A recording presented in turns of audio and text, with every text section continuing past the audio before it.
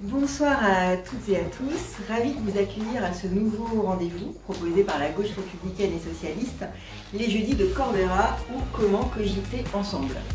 Les jeudis de Corbera, c'est d'abord un temps d'échange et de débat proposé par la gauche républicaine et socialiste à ses adhérents, militants, sympathisants et curieux de notre mouvement, le dernier jeudi de chaque mois, de 19h à 21h, ici au 3 avenue Corbera et ensuite sur les réseaux sociaux et en podcast.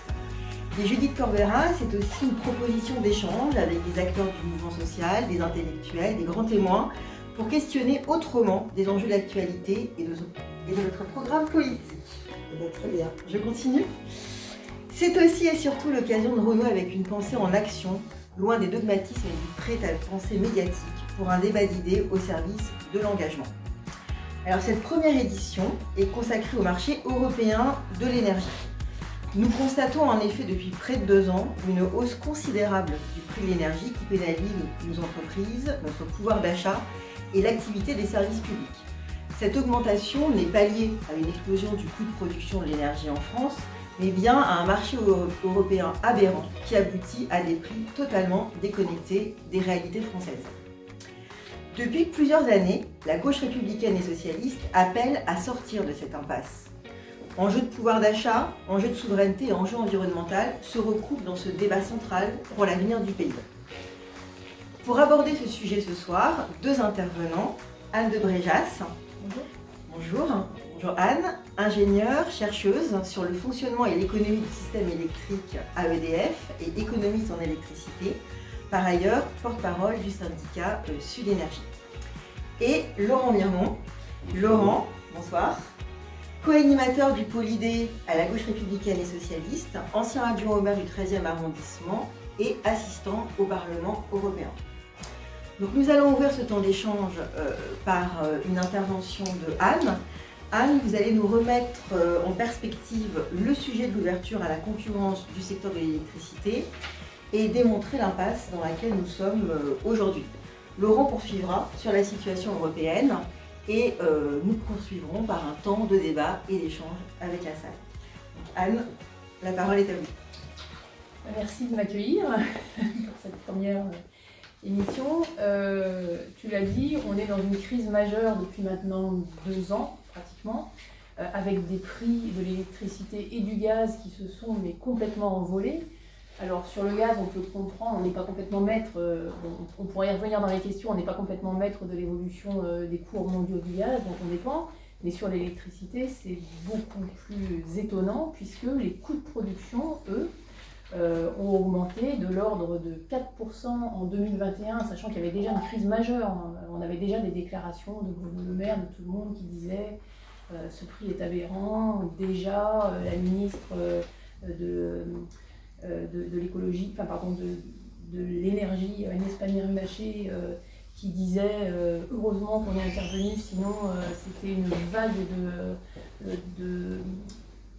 il y avait 45 000 emplois, je crois, industriels qui étaient menacés. Et on a vu donc des factures de tous les types de consommateurs complètement exploser. Donc on a eu des communes qui, certaines disaient, nous on a nos factures qui sont multipliées par 3, 4, voire plus. Avec évidemment des impacts immédiats sur la qualité de leurs services publics, sur l'aide aux associations, certaines fermaient de piscines, certaines arrêtaient certaines aides, et puis tout le monde, évidemment, toutes les communes ont été obligées d'arrêter, enfin en tout cas de geler les investissements nécessaires à la transition énergétique, notamment sur l'isolation des bâtiments publics par exemple. Dans le monde de l'entreprise, ça a été des faillites, toutes les entreprises tiraient la sonnette d'alarme, de toutes les entreprises de toute taille, en disant mais nous on ne peut pas faire face à ce type d'augmentation de factures, qu'est-ce qu'on fait? Donc il y a eu un moment, alors dans l'actualité, un moment c'était les maraîchers, on disait il y a 30% des maraîchers qui risquent de fermer. Bon après il y a eu l'épisode des boulangers, donc qui est arrivé un peu plus tard et qui a un peu secoué tout le monde, parce que tout le monde est attaché à son boulanger. Donc avec des factures qui étaient multipliées par 10, alors que les coûts avaient augmenté. Alors en 2022, on pourrait y revenir dans la question, ils avaient quand même augmenté à cause d'un problème sur le parc nucléaire, mais de l'ordre de 35%, rien à voir avec les augmentations. Alors on a entendu les piscines qui fermaient, etc. Pour les particuliers qui ont bénéficié encore d'un tarif réglementé par l'État, de manière provisoire sur l'électricité.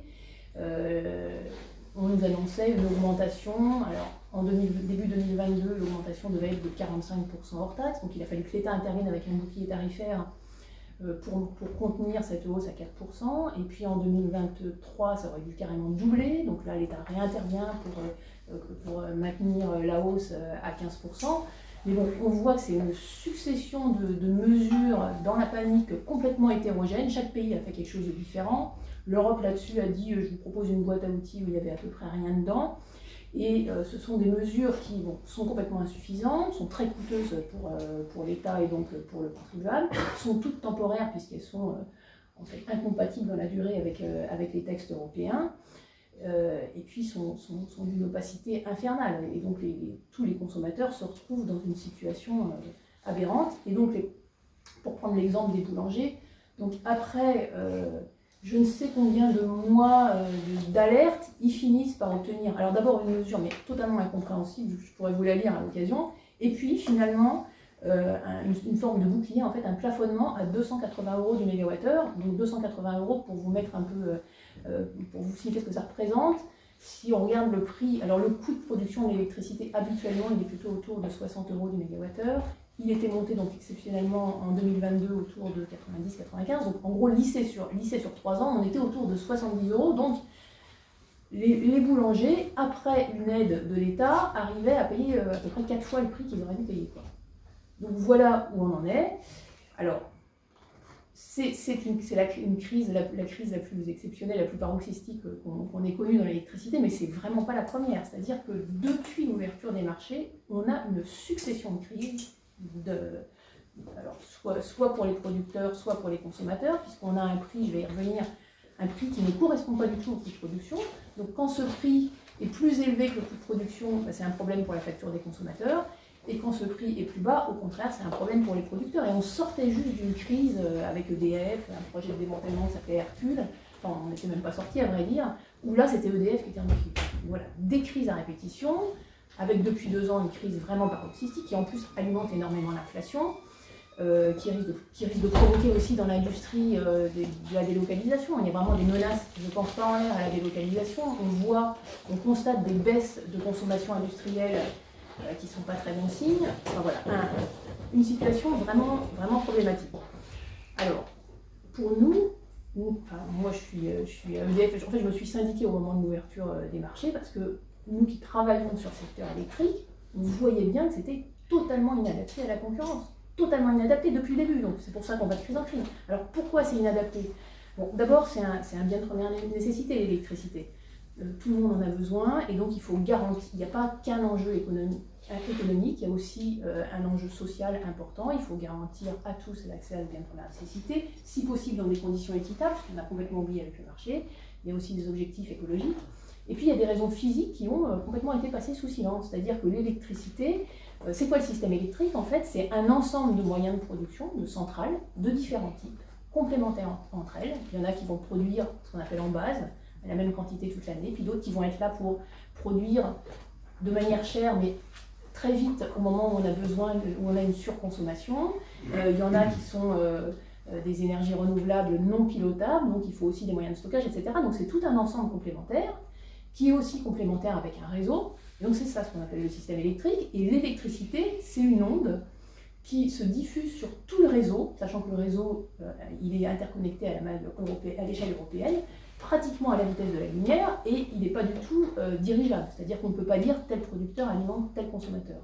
Ce qui veut dire que si un producteur fait défaut, ce n'est pas juste ses clients qui vont pâtir, c'est tout le monde. Donc c'est vraiment quelque chose de complètement complémentaire, et en plus, cette onde, c'est presque comme un... Enfin, moi je compare vraiment ça à un orchestre où tous les instruments sont complémentaires et doivent jouer au même rythme. L'onde, elle a une certaine fréquence. Si on sort un tout petit peu de cette fréquence parce qu'il y a trop de production, ou le plus souvent parce qu'il n'y a pas assez de production, ça produit une réaction en chaîne qui peut aller en quelques minutes, sans l'intervention des gestionnaires de réseau, à ce qu'on appelle le blackout, c'est-à-dire à la coupure généralisée. Or, cet équilibre il est très difficile à maintenir parce que il y a plein de contraintes. D'abord, il y a plein d'aléas qui pèsent sur ces centrales et sur la consommation. C'est-à-dire que par exemple la consommation comme la production dépend énormément de la météo, de la température, du vent, du soleil. Donc en plus il peut y avoir des risques de panne, il y a des centrales qui démarrent, qui mettent un certain temps à démarrer, une fois qu'elles ont démarré, il faut qu'elles restent un certain moment allumées, si elles s'éteignent c'est pareil, il y a énormément de contraintes là-dessus, de l'hydraulique, de lacs où il y a un stock qui est limité, et donc il faut planifier sur tous les horizons de temps qu'est-ce qu'on construit comme centrale, d'abord ça c'est sur le long terme, et puis ensuite une fois qu'elles sont là, comment on organise les maintenances pour que tout le monde ne soit pas à l'arrêt en même temps, et puis en temps réel, qui produit quoi, quelles centrales produisent quoi, dans quelle quantité, pour avoir la production la moins chère. Et donc tout ça, c'est absolument antinomique avec la concurrence, et penser avoir l'idée qu'une centrale, on va la mettre en concurrence avec une autre pour voir laquelle fonctionnera plus, c'est pas du tout comme ça que ça se passe, c'est un programme d'optimisation qui dit, on appelle d'abord les centrales renouvelables parce qu'elles sont les moins chères à produire, puis le nucléaire, puis le thermique, moyennant tout un tas de contraintes. Donc exactement comme dans un orchestre, on ne demande pas aux instruments d'être en concurrence les uns avec les autres, c'est un tout, et comme dans un orchestre, dans ces conditions-là, il vaut mieux avoir un seul chef d'orchestre que plein de petits chefs d'orchestre partout. Alors même dans l'idéal, en fait, il faudrait un chef d'orchestre à la maille européenne, mais au moins si on en avait un au niveau national, ça donnerait des meilleurs résultats sur tous les plans. Voilà. Et puis l'autre aspect qui fait que l'électricité n'est absolument pas adaptée à la concurrence, c'est que c'est ce qu'on appelle un secteur très capitalistique, c'est-à-dire que l'essentiel des coûts sont des coûts d'investissement sur le très long terme, très cher. Et donc dans ces conditions-là, d'abord on ne va pas s'amuser à en construire plus qu'il n'en faut pour voir à la fin laquelle produira plus, en plus il y a un impact écologique, mais surtout, ce qui fait une énorme part du coût du système électrique, c'est son coût de financement. C'est-à-dire à combien on va rémunérer ceux qui auront apporté les capitaux pour avoir prêté de l'argent finalement. Donc, le coût du capital, c'est le taux d'intérêt pour la part qui est empruntée auprès des banques, et puis c'est le taux de rémunération des actionnaires pour ce qui est apporté par les actionnaires. Mais quand je dis que c'est énorme, c'est-à-dire que ce soit pour le nucléaire ou pour le renouvelable, si les apporteurs de capitaux demandent un taux de rémunération de 4%, ce qui est plutôt un taux bas, la moitié du coût de ce qu'on paye dans la facture, la moitié, ça va être les coûts de financement. Et donc il suffit de jouer un tout petit peu sur ce taux, c'est-à-dire que si on... Donc 4% c'est la moitié, l'État pourrait se financer pratiquement à zéro, pourrait presque diviser par la facture. Donc c'est de ça qu'il s'agit quand on veut essayer de baisser les coûts. Et ce qu'on veut essayer, et les gains qu'on pourrait avoir sur l'optimisation sont dérisoires par rapport à ça. Donc ça, il faut absolument l'avoir en tête. Et je rajouterais à ça que c'est un secteur évidemment ultra stratégique. Et se mettre dans les mains d'acteurs privés, ça me paraît dangereux. Donc, pour toutes ces raisons, nous, on a considéré que ça ne pourrait jamais marcher. On répète ça depuis le début. Et en fait, année après année, évidemment, les faits nous donnent raison. Mais on ne peut toujours pas en sortir, tu vas y venir. Malgré ça, on peut se demander comment ça se fait qu'on soit arrivé à cette concurrence. Parce qu'à peu près partout, c'était géré par des organismes en monopole, voilà, publics dans la plupart des États. Mais il y a eu les directives de 1996 de l'Union européenne qui venaient en fait d'une époque très inspirée de Thatcher, Thatcher-Reagan, où il a été décidé de privatiser un ensemble de services publics. Alors c'était pas seulement l'électricité, le gaz aussi, les télécoms, le rail, la poste, voilà. Et ça a été fait vraiment, je dirais, de manière extrêmement dogmatique sur un système qui, en tout cas en France, fonctionnait très bien. C'est-à-dire que, on pourra en discuter sûrement dans le débat, on pouvait apporter des critiques au monopole public d'EDF sur le côté démocratique, sur le côté choix des filières, mais sur l'exploitation, une fois que le parc était construit, tout le monde reconnaissait que c'était un succès technico-économique, y compris ceux qui poussaient à la libéralisation dans d'autres pays. Des économistes comme David Newbery, qui est assez connu, qui tirait cette libéralisation, reconnaissaient qu'en France, ça fonctionnait très bien.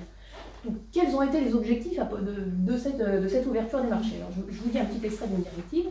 Le marché intérieur de l'électricité a pour finalité d'offrir une réelle liberté de choix à tous les clients finaux de l'Union, sachant que l'électricité est vraiment la même pour tout le monde, qu'il s'agisse de particuliers ou d'entreprises, de créer de nouvelles perspectives d'activité économique, donc ça on n'a jamais trop vu, si ce n'est tout l'écosystème financier qui s'est greffé autour du système électrique, d'assurer la compétitivité des prix, je pense que c'est difficile aujourd'hui à soutenir, d'envoyer les bons signaux d'investissement, donc ça c'est pareil, à peu près plus personne ne croit à ça, et des niveaux de service plus élevés.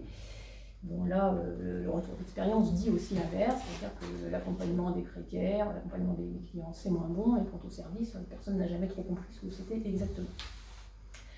Donc, alors bon, les objectifs officiels, on les a vus. Je reviendrai quand même, il y a un objectif qui est beaucoup mis en avant aujourd'hui, qui est mieux intégrer les marchés. Alors qu'est-ce que ça veut dire mieux intégrer les marchés? C'est mieux se connecter avec nos voisins pour faire en sorte qu'on mutualise les moyens de production, c'est-à-dire qu'au lieu de construire deux centrales de pointe qui vont fonctionner que quelques heures par an, ben on va plutôt mutualiser ça, et puis on va mieux sélectionner les centrales qui vont produire. Bon, alors déjà, je voudrais débunker, comme on dit, ce qui est répété de manière invraisemblable par les ministres, les uns après les autres, soit sur les ondes, soit devant l'Assemblée. Si on sort des marchés, parce qu'on appelle nous sortir des marchés, non, il n'y aura pas des coupures électriques, non, comme disait Bruno Le Maire sur France Inter, les boulangers n'auront plus leur four en panne sans électricité, ou comme disait Roland Lescure devant l'Assemblée, la lumière ne va pas s'éteindre dans la salle. C'est vraiment un mensonge invraisemblable. Les interconnexions entre pays, elles datent de bien avant les marchés, et depuis toujours, depuis la création de son parc nucléaire, la France a exporté, et à peu près dans les mêmes conditions qu'aujourd'hui, sauf cette année qui a été exceptionnelle. Alors c'est vrai qu'on optimise un peu mieux, c'est-à-dire on sélectionne un peu mieux en temps réel quelle centrale on va choisir. Et là, même ceux qui défendent ce système, c'est-à-dire l'ACER, qui est une agence qui regroupe les régulateurs des différents pays, a évalué le gain de cette meilleure optimisation par rapport à ce qu'on faisait avant, et a évalué à un peu plus d'1 milliard en 2021, 1 milliard d'euros à la maille européenne. En 2021, les prix étaient déjà très élevés, donc déjà ce milliard il est gonflé, mais surtout si on rapporte ça au coût du système électrique, au coût annuel, on est de l'ordre d'à peine 0,5%. Donc tout ce chaos pour soi-disant gagner 0,5%, sachant qu'en plus, évidemment, il y a tout un ensemble de surcoûts qui font largement plus que compenser ça. J'ai parlé du coût du capital, mais il faut faire vivre tous les fournisseurs qui n'existaient pas avant, les courtiers, les responsables d'équilibre, les agrégateurs, les consultants en tout genre, les opérateurs de bourse, etc. Évidemment, ça a un surcoût tout ça, plus tout l'aspect juridique, enfin, voilà. Donc, alors, il y avait les objectifs réels pour moi qui étaient derrière. Bon, il y a un réel dogmatisme, ça je pense que c'est difficile de ne pas le dire. Je pense qu'il y a aussi un lobbying important de tous ceux qui vivent du marché, hein, tous les nouveaux producteurs qui ont pu intégrer le marché, les fournisseurs, etc. Il y a une méconnaissance du fonctionnement du système électrique qui est assez dramatique. Enfin, moi, quand je lis tout ce qui se dit sur le marché électrique, ce sont des gens qui ne connaissent pas le fonctionnement physique, quoi. Et puis, alors ce qui se dit, et je pense que c'est vrai en partie, ce que ça apportait ce marché, c'est que tous les pays européens se retrouvaient à avoir un seul prix de marché, un seul prix. Et donc, par exemple, les industriels des pays qui avaient une électricité beaucoup plus chère qu'en France, notamment l'Allemagne par exemple, on poussait à ce qu'il y ait un alignement des coûts d'électricité pour que l'avantage concurrentiel de la France disparaisse. Donc, vu de France, c'est un petit peu la double peine, parce que non seulement on a complètement décroché sur les prix par rapport à d'autres continents, hein, il y a des études, même la Commission européenne disait en 2015, avant la flambée des prix, que on a maintenant un prix de l'électricité qui est 2 fois plus cher qu'aux États-Unis ou que dans d'autres pays, alors qu'en 2000, on avait les mêmes niveaux de prix. Donc déjà, on a décroché au niveau européen, mais pour la France, c'est la double peine, parce qu'en plus, on était plus on avait une électricité moins chère. Bon. Alors, bon, j'ai dit, le bilan, enfin pour moi, alors, bon, déjà, je vais revenir sur à quoi on est arrivé, parce que donc on a fait rentrer vraiment de force un rond dans un carré, et on a un système qui est ahurissant, en fait. C'est-à-dire que, c'est quoi la concurrence dans ce système? Bon, alors, il a quand même été tout de suite admis que le réseau, on n'allait pas s'amuser à mettre les lignes en concurrence les unes par rapport aux autres. Donc ça a été sorti. Donc on a découpé EDF, on a sorti la partie réseau, on a filialisé RTE, Enedis, on a séparé aussi EDF de GDF. Et puis, la production, c'est pas non plus très facile à mettre en concurrence. Alors on a quand même fait entrer de force des producteurs privés à qui on a cédé par exemple un tiers des barrages hydroélectriques, évidemment les plus rentables, qui aujourd'hui sont filiales à 50% d'Engie. et qui font des résultats astronomiques. Il y avait déjà un rapport de la Cour des comptes en 2020, avant la flambée des prix, qui disait que c'était plus géré dans l'intérêt des consommateurs, que les taux de rémunération du capital étaient de l'ordre de 24% par an. Je ne dis pas aujourd'hui. On a essayé plus ou moins de mettre de la concurrence dans la production, mais en fait la concurrence, elle est au moment de la construction des centrales, d'un appel d'offres, qui le meilleur gagne, mais une fois que la centrale est construite, en fait, pratiquement tous les producteurs ont des prix garantis sur toute la durée de vie de leur installation. Donc en fait, c'est comme une délégation de service public. Ils ont un système garanti. Mais donc la concurrence, c'est concentré sur une petite partie qui n'existait même pas avant, qu'on appelle la fourniture. Et c'est là qu'on a eu jusqu'à 80 fournisseurs qui font une activité quand même essentielle, uniquement financière et commerciale, qui consiste à acheter pour revendre de l'électricité, une électricité dont ils ne choisissent pas, qui ne produisent pas, qui ne stockent pas, qui ne transportent pas, sur laquelle ils ne font rien. Et donc voilà, c'est pour ça c'est ça qu'on peut appeler la concurrence, qui représente 4% des coûts du système, voire un peu l'utilité. Et évidemment, pour faire vivre ces fournisseurs, alors il y en a qui étaient à la fois fournisseurs et producteurs, mais c'est vraiment deux activités différentes, mais pour faire s'échanger l'énergie entre ces différents acteurs, il a fallu mettre en place un marché, ce marché de gros européen dont les prix sont complètement délirants. Et pourquoi ces prix sont délirants?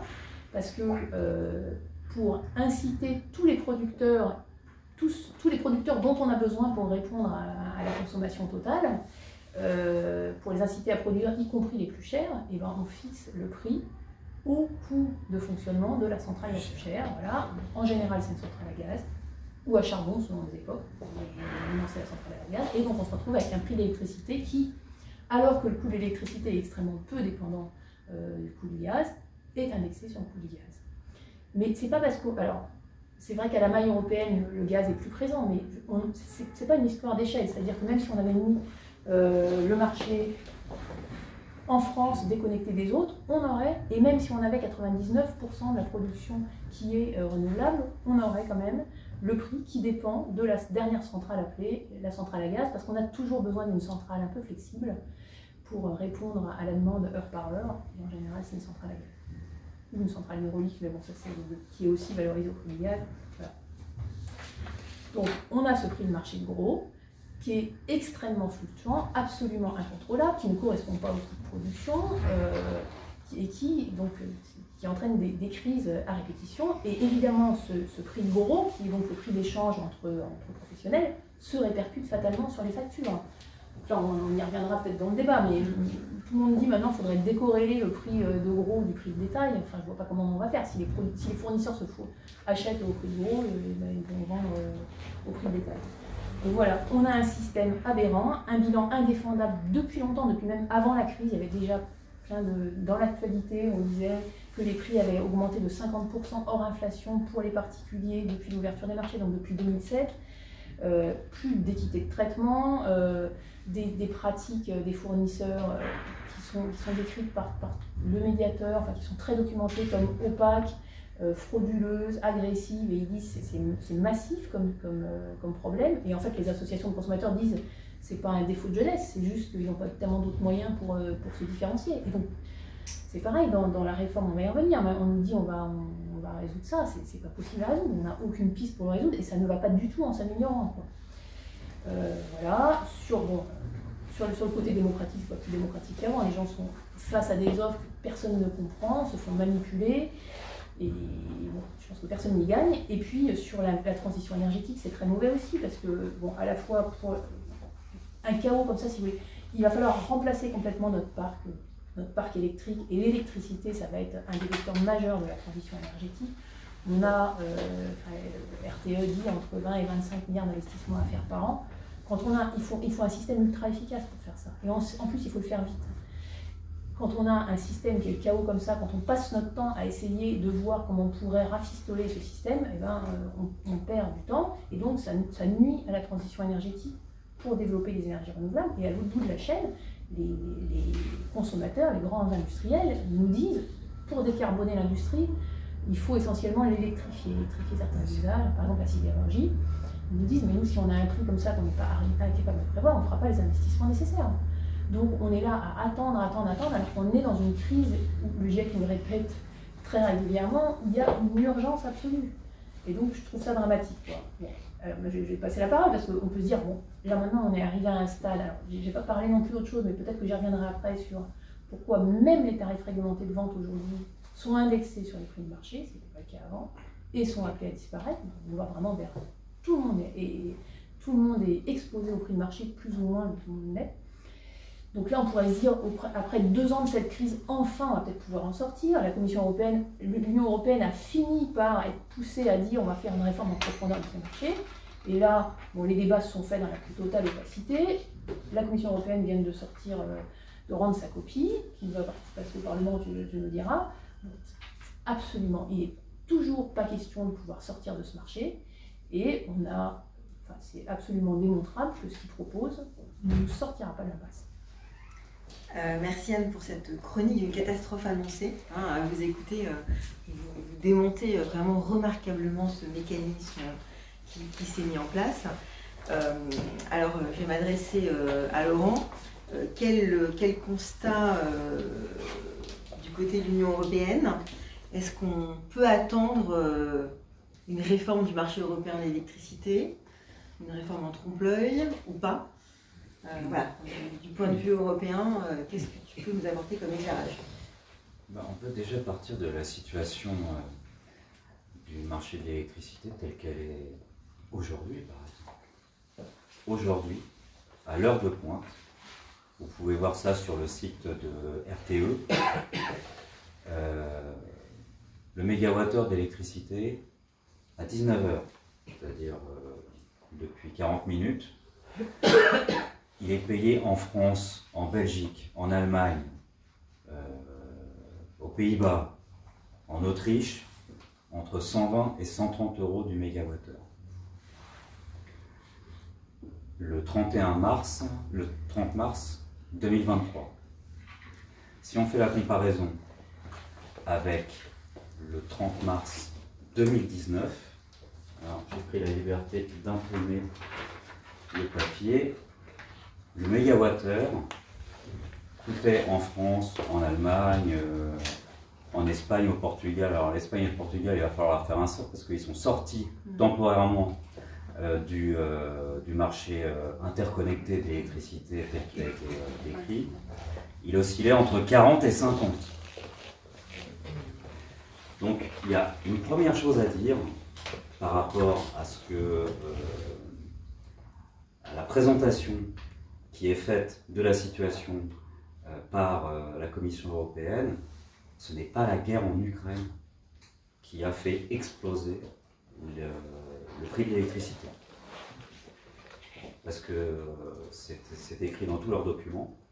Depuis l'invasion de l'Ukraine par la Russie, les prix ont explosé et donc il faut prendre des mesures correctives, voire même envisager un certain nombre de réformes qui pourraient permettre au marché de l'électricité d'être moins dur en termes de tarification pour les entreprises, les particuliers, les administrations, pour pouvoir soutenir la concurrence, tout simplement.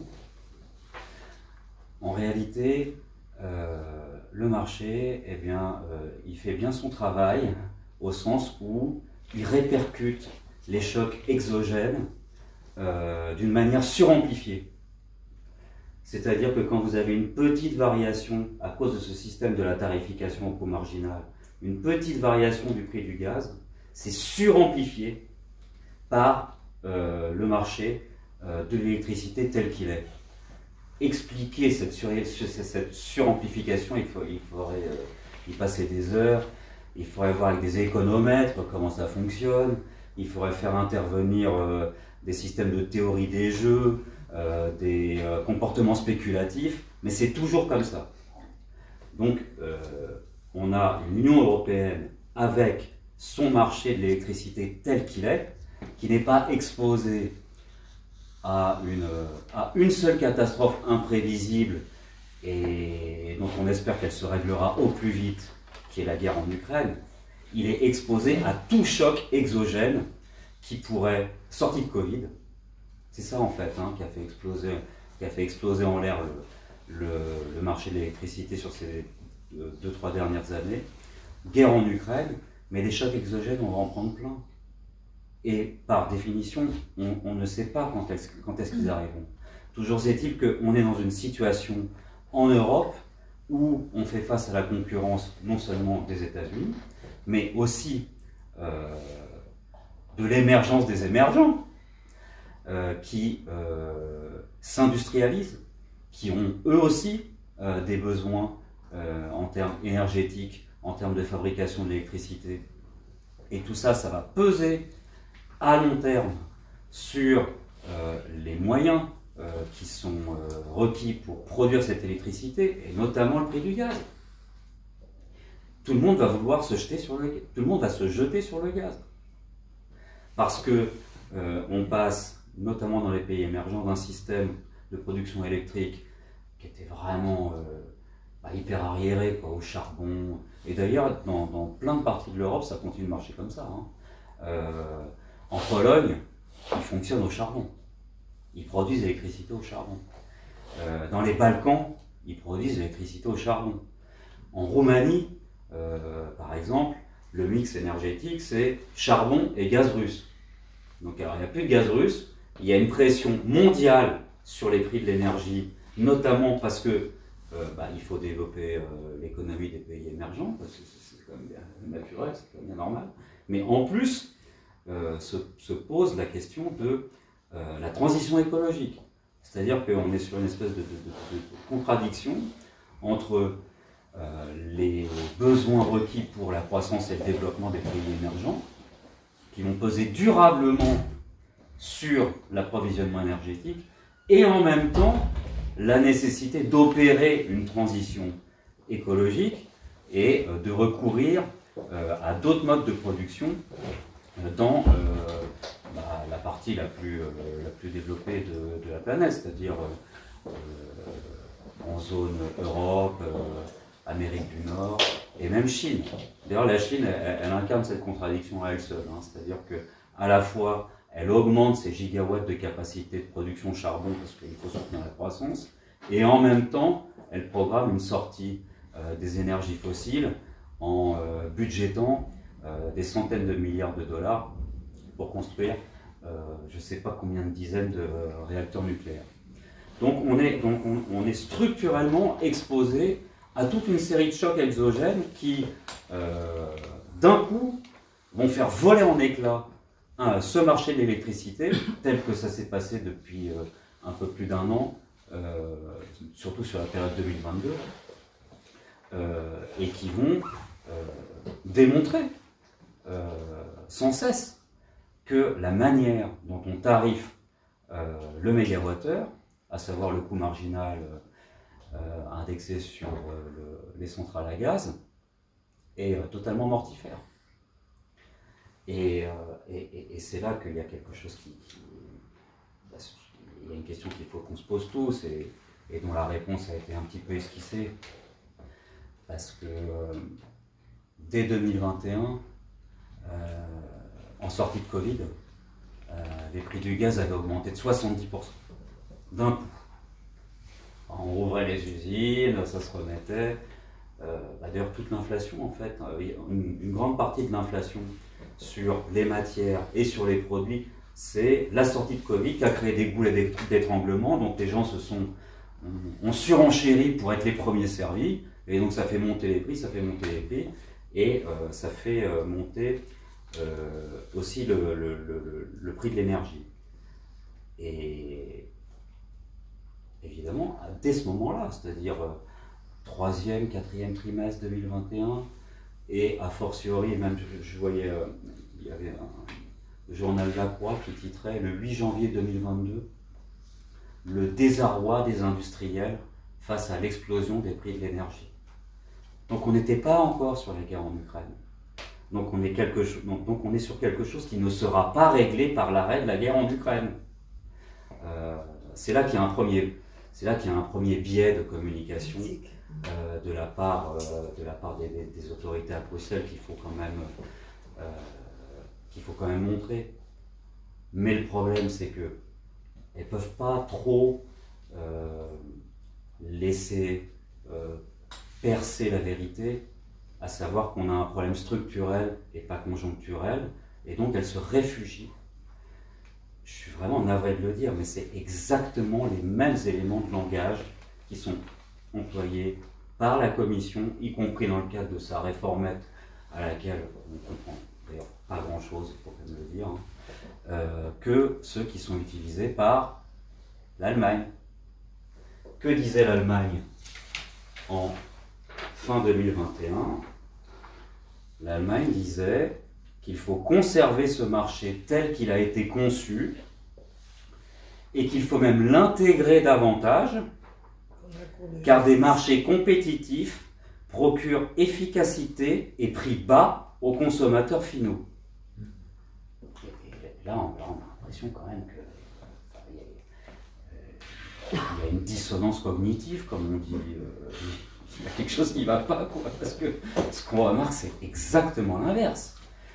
De 2007 jusqu'à, en gros, jusqu'au Covid, la facture moyenne du Français moyen d'électricité, avec l'accumulation des directives qui faisaient éclater toutes les réglementations et qui mettaient sur le marché la concurrence libre et parfaite, pure et parfaite de l'électricité sur la fourniture, la facture a augmenté de 57% quand même, avant le Covid. Donc là maintenant on est passé en mode exponentiel, hein, sachant que en 2021, donc on n'avait pas encore comptabilisé, on n'avait pas encore incorporé les effets dévastateurs de la guerre en Ukraine avec du renchérissement des prix énergétiques, etc. Dans l'équation. On avait déjà 72 millions d'Européens qui étaient officiellement considérés par Eurostat, hein, les stats officiels de l'Union européenne, comme en situation de précarité énergétique. 72 millions sur 450. Donc, à ce moment-là, évidemment, il y en a qui commencent à se dire non mais là c'est pas possible, il faut faire quelque chose. Alors déjà, les Ibériques, eux, ils ont trouvé le prétexte parfait parce qu'ils disent mais oui, mais nous on ne peut pas profiter des bienfaits de l'interconnexion parce qu'on est comme une presqu'île. Et du coup, on est relié par les câbles à haute tension que via la France. Ce qui fait qu'on ne peut pas appeler de source d'électricité produite à moindre coût pour faire jouer cette fameuse concurrence. Et donc, ils ont utilisé ce prétexte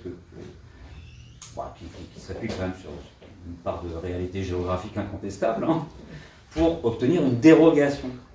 Et ils sont sortis du marché interconnecté de l'électricité, ils ont obtenu la dérogation de la Commission européenne, et ça se voit d'ailleurs, hein, parce que au 30 mars 2023, à l'heure de pointe, à 19h, pendant que le mégawattheure en France il est à 121,36, en Belgique à 120,4, en Autriche à 132, et ben en Espagne il est à 32. Au Portugal, il est à 32. Renault a eu raison de localiser. Précisons tout de même que c'est aussi une politique publique, au sens où ces prix sont aussi soutenus par des mesures gouvernementales de subvention qui coûtent un certain...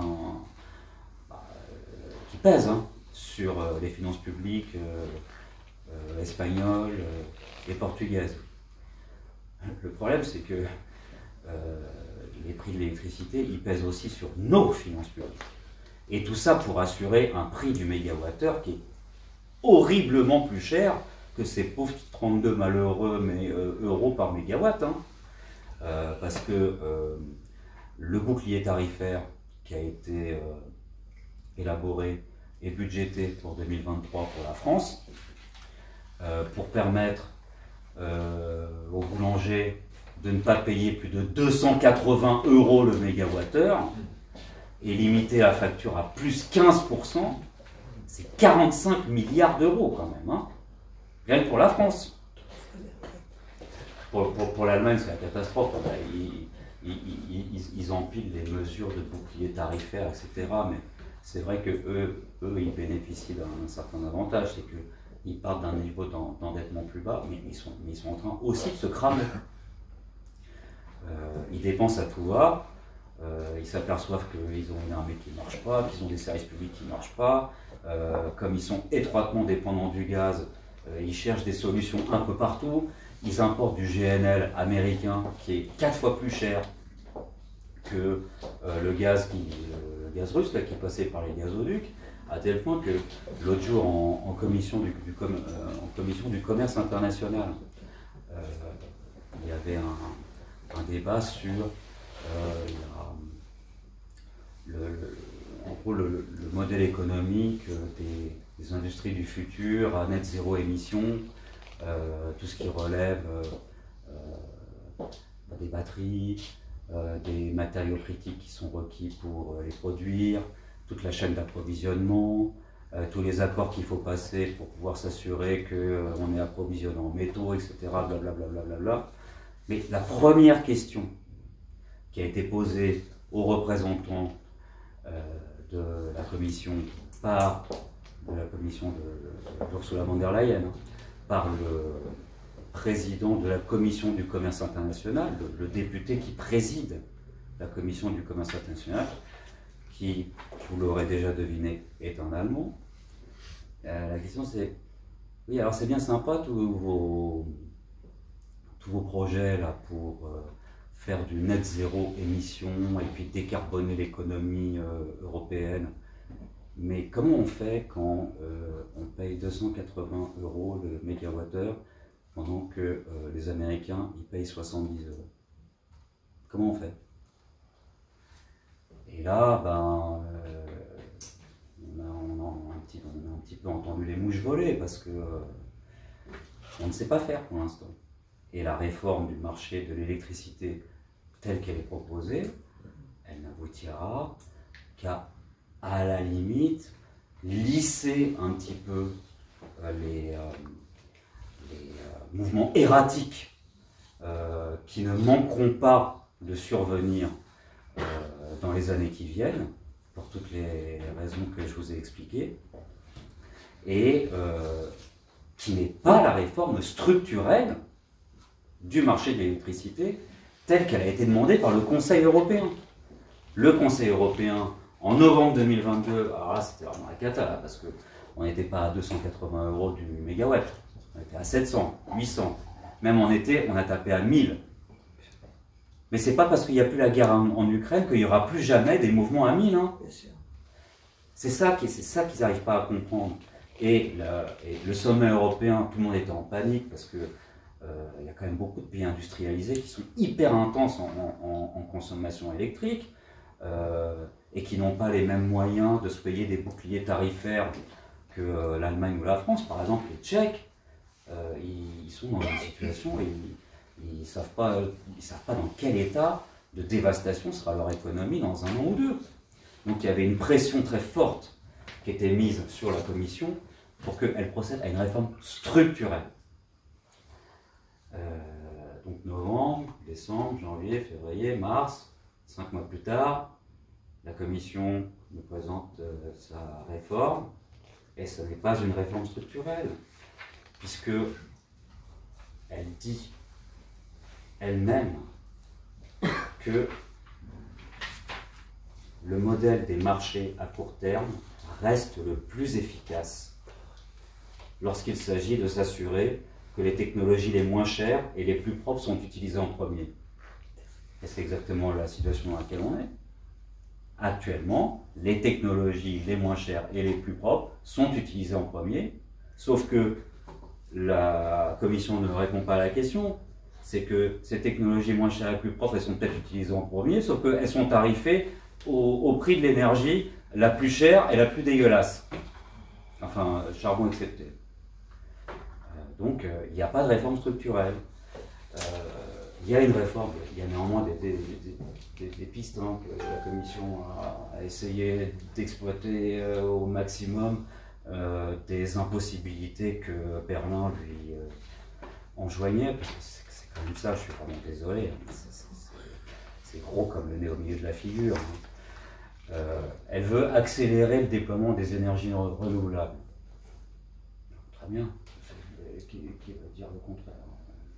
Bien sûr qu'il faut accélérer le développement des énergies renouvelables. Mais ça ne répond pas à la question de la tarification marginale. Vous aurez beau avoir ça de plus en énergie renouvelable, si le ça nécessaire pour assurer l'équilibre du courant sur le marché, c'est du gaz, bah, toute votre énergie renouvelable, elle sera toujours tarifée au prix du gaz, quelles que soient les capacités supplémentaires que vous ayez créées.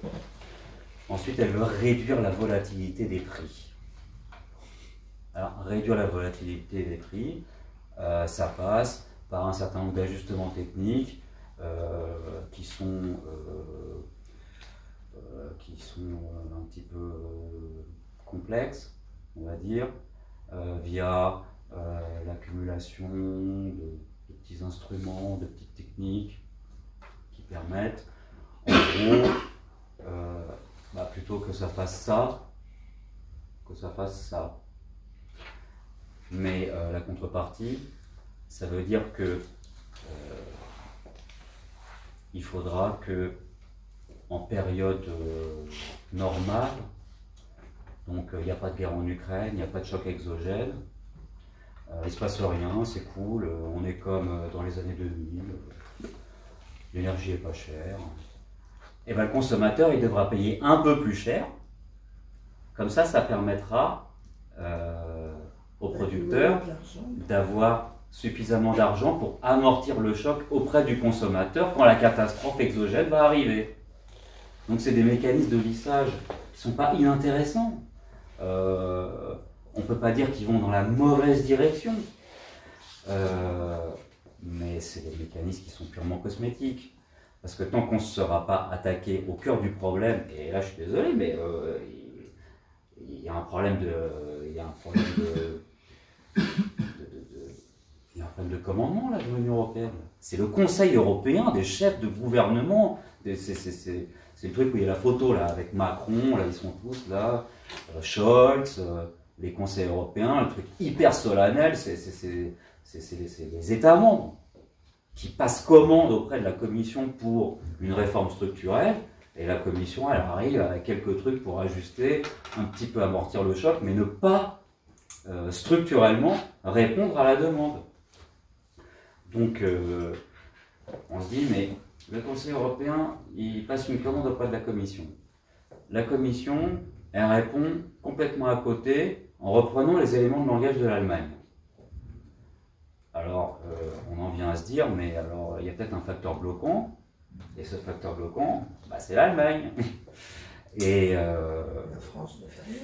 Et c'est exactement, parmi les facteurs bloquants, et c'est exactement ce que tu disais en introduction de ton propos, c'est-à-dire que soumise à une pression extérieure sur son business model, à savoir une explosion imprévue des coûts de l'énergie, l'Allemagne veut neutraliser cet effet en le faisant peser sur tous les autres. Moi, c'est ça ma théorie. Anne, je voyais réagir. Vous semblez identifier d'autres freins à cette absence de réforme structurelle, parce que pourtant des solutions, il y en a, et en tout cas on est ici pour aussi penser l'action politique, et on voit bien que dans ce contexte marqué par un profond dogmatisme, il y a peut-être d'autres pistes. Donc voilà, sur les raisons de cette incapacité apparemment de l'Union européenne à penser autrement, vous identifiez d'autres motifs. Oui, bah, enfin, je vois ce qui s'est passé en France et dans tous les pays en fait. Hein. On aurait quand même pu espérer qu'il y ait un débat public enfin sur qu'est-ce qu'on fait face à cette situation complètement intenable dans laquelle on est, qui a provoqué une crise majeure. Et en fait, il n'y a jamais eu de débat. Donc, on nous avait annoncé la réforme structurelle en mars depuis longtemps. Et la position de la France, comme de tous les pays, c'est passé sur il n'y a eu aucun document officiel. Ce sont des documents officieux qu'on appelle des non-papers, qui fuitent dans des organes de presse payants. Et quand on finit par les avoir, c'est vraiment indigent, complètement indigent. On ne voit pas ce qu'il y a derrière, mais enfin, ce qui est clair quand même, c'est que la France non plus n'a pas voulu débattre de la sortie des marchés. Elle a catégoriquement refusé de considérer qu'on pouvait sortir de la concurrence ce secteur essentiel et revenir à un opérateur public. Et c'est vrai, je suis absolument d'accord qu'il y a une responsabilité majeure de l'Union européenne, mais aucun des pays n'a défendu la sortie du marché. Nous, on a essayé de le mettre sur la table, c'est jamais possible, jamais, jamais, jamais. Et les éléments de langage qui sont de l'Union européenne sont exactement repris par la France, du genre il ne faut pas jeter le bébé avec l'eau du bain. Personne n'a encore trouvé le bébé dans le bain. Les marchés, c'est vrai que ça ne fonctionne pas très bien sur le long terme, on va mettre des contrats de long terme, mais ça fonctionne très bien sur le court terme. Mathématiquement c'est faux, alors c'est vrai que c'est moins, je dirais que c'est moins grave de ce qui se passe sur le court terme que sur le long terme. Le problème c'est qu'il faut déconnecter le marché de long terme du marché de gros, du marché de détail, voilà. Tout le monde dit ça, mais alors c'est vrai que finalement la France apparaît presque comme gauchiste dans cette histoire, parce qu'il y a un ensemble de pays, dont l'Allemagne, dont les pays du Nord, qui disent eux, il faut carrément rien changer, et surtout ne même pas mettre de contrats publics de long terme sur certains moyens de production. Et la France qui dit, si quand même, il faudrait développer des contrats long terme. Donc c'est quoi les contrats long terme? En fait, c'est pour empêcher d'avoir les consommateurs exposés aussi intensément à cette volatilité des prix de marché. On fait sur certains moyens de production des contrats long terme où il y a en fait où c'est facturé au coût de production avec un engagement de 20 ans. Alors, ça existe déjà en fait. Ça existe déjà en France sur toutes les énergies renouvelables. Et sur une partie du nucléaire, puisque finalement le mécanisme de l'AREN qui impose à EDF de vendre un peu tout le temps à ses concurrents, c'est plus ou moins un contrat long terme.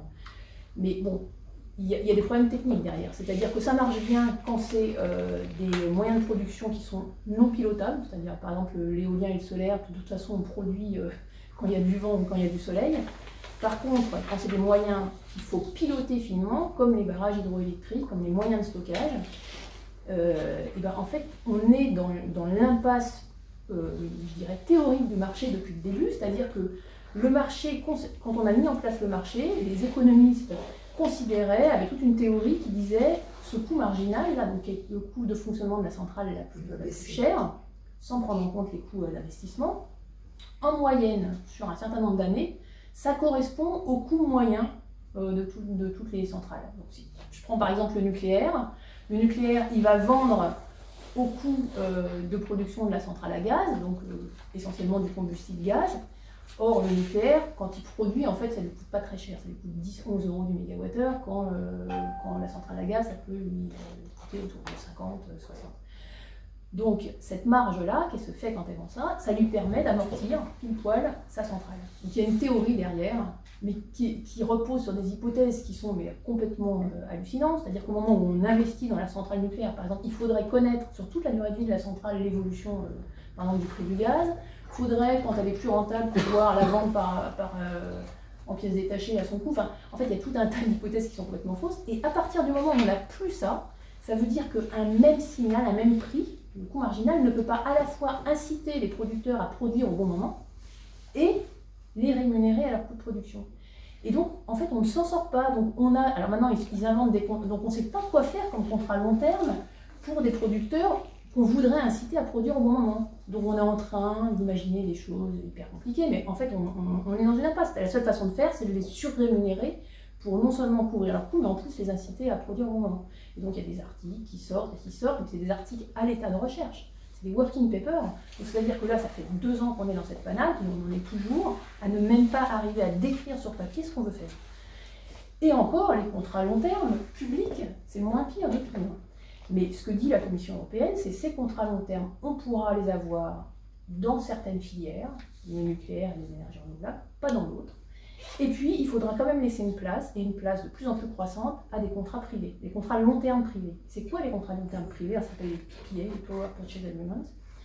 C'est des contrats entre des centrales, directement pour des producteurs, et des consommateurs, alors soit des grands consommateurs, soit des plus petits, ça peut aller jusqu'au PME, soit ça passe par, soit des fournisseurs qui eux-mêmes vont redispatcher sur leurs clients. Et donc là, ils sont tout contents avec ça, mais ça, c'est vraiment la fin du service public, c'est-à-dire que les centrales, elles ont des coûts très différents, c'est très hétérogène les coûts. Par exemple, sur l'éolien en mer, Dunkerque, le coût qui avait été négocié, enfin le prix d'achat qui avait été négocié qui correspond au coût, c'était 44 euros du mégawattheure. Par contre, à Saint-Brieuc, c'est 155 € du mégawattheure. Donc on voit bien les énormes différences. Et puis il va falloir que certains payent les moyens de pointe qui fonctionnent à l'instant T, etc. Donc si on commence à affecter les meilleures centrales à ceux qui auront mieux négocié, français d'ailleurs, mais pas français, ça va être les plus riches ou ceux qui auront eu du bol ou les plus forts. C'est vraiment n'importe quoi. Alors non seulement c'est complètement inéquitable, mais en plus c'est presque infaisable parce que je vous ai dit que le coût de financement c'est un paramètre essentiel du coût. Quand il va falloir que des consommateurs, même des grands, enfin on parle même des PME, s'engagent, en fait il faudrait s'engager sur toute la durée de vie de la centrale, c'est comme ça qu'ils sont faits les contrats à long terme. Qui va pouvoir s'engager sur une consommation sur 30, 40, 60 ans? C'est juste impossible. Donc, et les fournisseurs encore moins, ils ne savent pas comment ils évoluent leur portefeuille. Donc ils auront, évidemment il y aura des risques énormes, plus un risque de contrepartie. S'il y en a un qui fait faillite, qu'est-ce qu'on va faire? Alors, ils imaginent des systèmes de garantie d'État, mais tout ça hyper compliqué, tout ça va générer du risque, de la complexité et donc un coût gigantesque, pour peu qu'ils y arrivent. Et donc on va se retrouver avec quelques cas de PPA, de contrats privés sur les centrales les moins chères, et puis les centrales les plus chères, ça sera pour les autres, quoi, pour ceux qui ne seront pas arrivés à négocier. Mais on l'a déjà voté ça. C'est voté dans la loi énergie renouvelable. Et alors il y a ça, et il y a un petit peu dans le même esprit aussi le développement de tout l'autoconsommation collective, énergie partagée, etc., où on a l'impression qu'on va consommer local, donc un producteur va attribuer en fait sa production à certains consommateurs, pas forcément d'ailleurs tout près. Donc évidemment physiquement il n'y a aucun gain de coût, mais c'est juste qu'ils sortent du système de péréquation nationale pour aller vers des systèmes particuliers. Bon alors évidemment vu du consommateur, parce que par ailleurs les tarifs réglementés de vente que tout le monde demande, basés sur les coûts de production, ça ils sont plutôt appelés à disparaître, sauf en cas de crise majeure pour certains types de clients et avec l'accord de la Commission européenne. Et donc les pauvres consommateurs qui, eux, demandent depuis le début quelque chose de simple et lisible, ils vont pouvoir avoir alors, des offres à prix fixe ou des offres à prix variable, ils vont pouvoir jouer sur le marché de l'effacement pour piloter leur consommation, ils vont pouvoir aller participer à des PPA, ils vont pouvoir essayer de voir si par hasard un producteur autour d'eux ne serait pas prêt à leur vendre de l'électricité, ils peuvent en avoir plusieurs fournisseurs, maintenant c'est dans la loi, enfin bon, c'est exactement l'inverse de ce qu'il faut. Donc, on a ça, et puis par ailleurs, on a quand même une partie de la production qui reste toujours indexée au prix de marché. Donc, alors ils disent, oui, c'est sûr, ça va être moins, mais enfin, quand la facture a été multipliée par 5 ou 10, même s'il reste 10-20% de la facture exposée à un tel prix, ça peut quand même augmenter beaucoup. Donc, on n'arrive pas à s'en sortir, mais parce que on refuse de voir, alors en plus, on refuse de poser les vraies questions, c'est-à-dire, est-ce qu'on veut de la concurrence des fournisseurs? À quoi ça sert alors que tous les consommateurs nous disent que ça ne sert à rien? Et 2, est-ce qu'on veut du privé dans les moyens de production? Et 3, est-ce qu'on veut continuer à se référer, même partiellement, à ce prix de marché que tout le monde considère comme aberrant? Donc répondons à ça, et évidemment ils ne répondent pas à ça. Tu l'as dit, ils ont une position complètement négationniste, ils disent que ça marchait très bien jusqu'à maintenant, et que ça marche encore très bien à court terme. Ils nous disent eux-mêmes qu'ils n'ont pas eu le temps de faire d'études d'impact. Ça fait quand même 2 ans que ça dure, enfin 2 ans je suis gentil, ça fait plutôt 20 ans, mais donc pas d'études d'impact, donc on continue comme avant, parce que je pourrais vous citer une tonne de rustines comme ça qu'on a mis sur le système sans voir les effets pervers, et à chaque fois qu'on essaye de combattre une fuite, ça fuit ailleurs, empire. Donc ils nous proposent de continuer comme ça, d'empirer les choses sur certains points avec la généralisation du privé, et voilà, et le débat reste cantonné à est-ce qu'on veut tel type de contrat à long terme ou pas. Et nous, ce qu'on dit, c'est qu'on a une proposition claire, simple, robuste, détaillée, et on voudrait enfin en débattre. Alors c'est quoi cette proposition? C'est, alors déjà une parenthèse, la solution idéale d'un point de vue technico-économique, ça serait d'avoir un système public à l'échelle européenne. C'est à l'échelle européenne que se fait l'utilisation, etc. Mais ça, tu dis, il ne faut pas rêver, ça peut être un projet de long terme, mais enfin, on en est loin. Mais au moins, on pourrait avoir nous, ce qu'on demande, c'est de revenir à des opérateurs publics nationaux, donc un seul opérateur qui ferait l'exploitation du parc, c'est-à-dire qui déciderait quelle centrale démarre, à quel moment, comment on fait la maintenance, etc., qui continuerait à être interconnecté au marché européen pour déterminer les échanges, donc le montant des échanges, les imports-exports, quoi.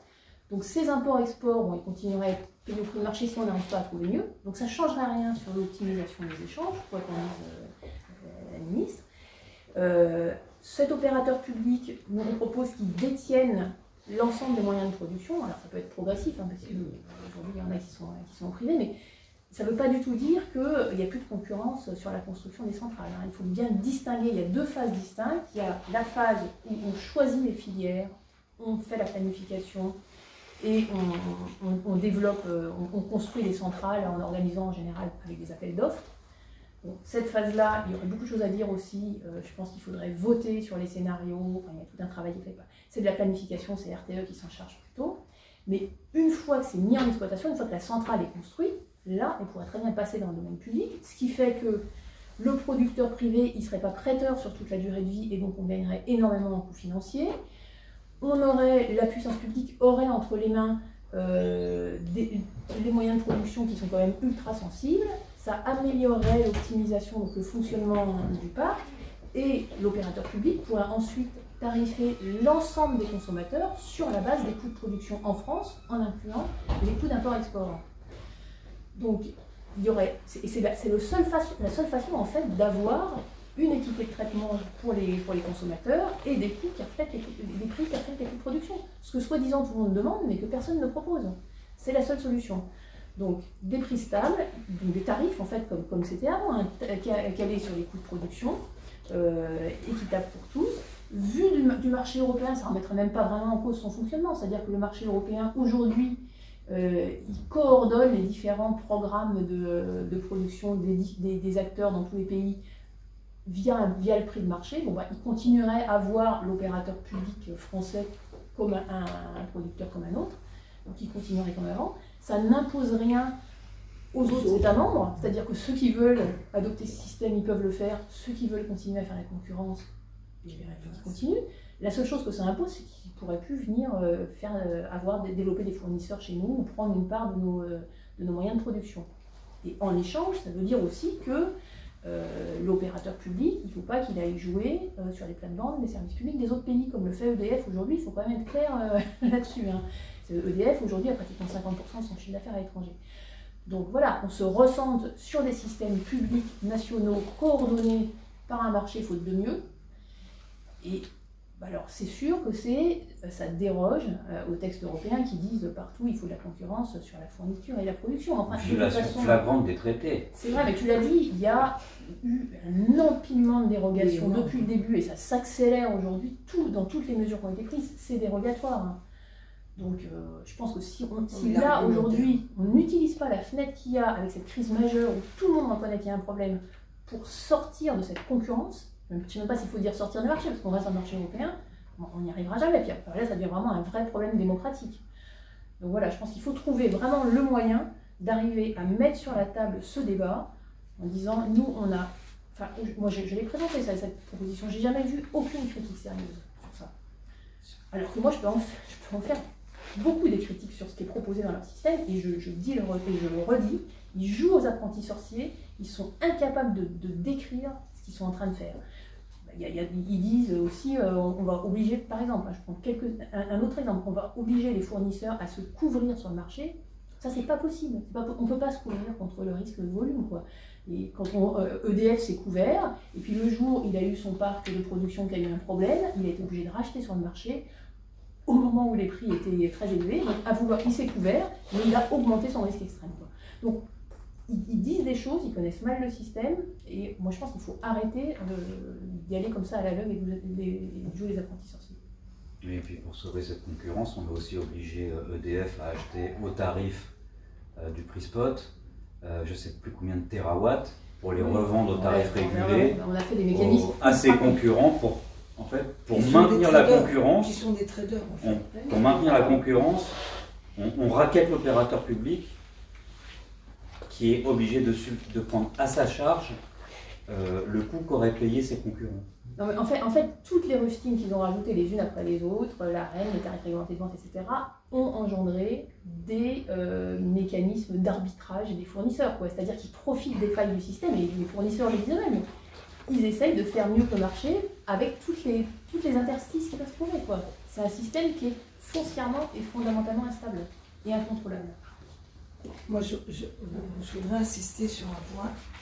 Je propose qu'on passe en effet aux échanges avec la salle et peut-être qu'on trace aussi des perspectives, puisqu'on on voit qu'il y a des possibilités, il y a des solutions, il y a la possibilité de revenir peut-être à des opérateurs nationaux, d'avoir des décisions dérogatoires une fois de plus. Donc là, on en vient au cœur de notre sujet, c'est-à-dire l'action, comment aujourd'hui agir, comment intervenir, comment faire connaître, comment démocratiser cette question-là, la porter dans le débat public pleinement. Donc, je vous propose qu'on passe aux échanges avec la salle sur à la fois cette situation bloquée et les perspectives. Je vais peut-être dire un peu. Je crois que moi j'étais parlementaire européen quand toutes ces directives ont été plus ou moins discutées.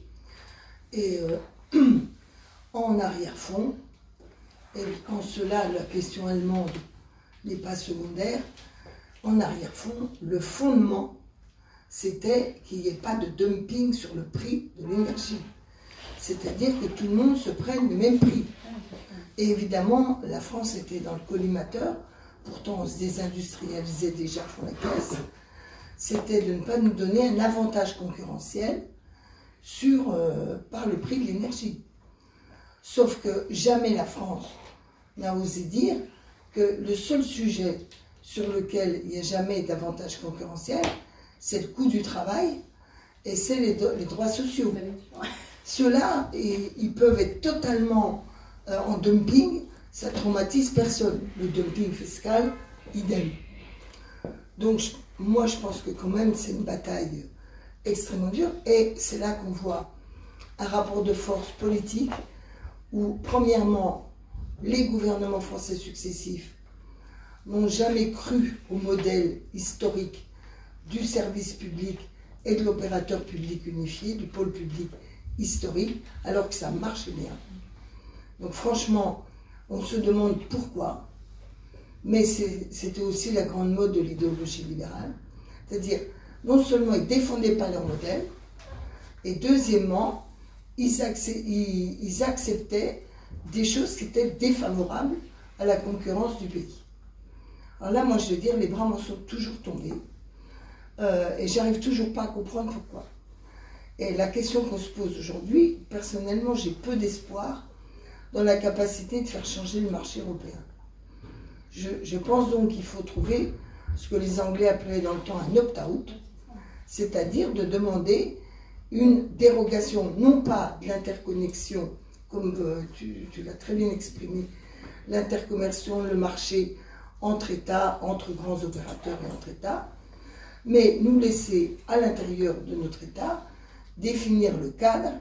D'ailleurs, par ailleurs, je rappelle que le traité de Rome disait qu'il n'y a pas de, on ne peut pas privilégier a priori le privé par rapport au public. Ce n'est pas, c'est les États qui doivent définir le cadre. Bon.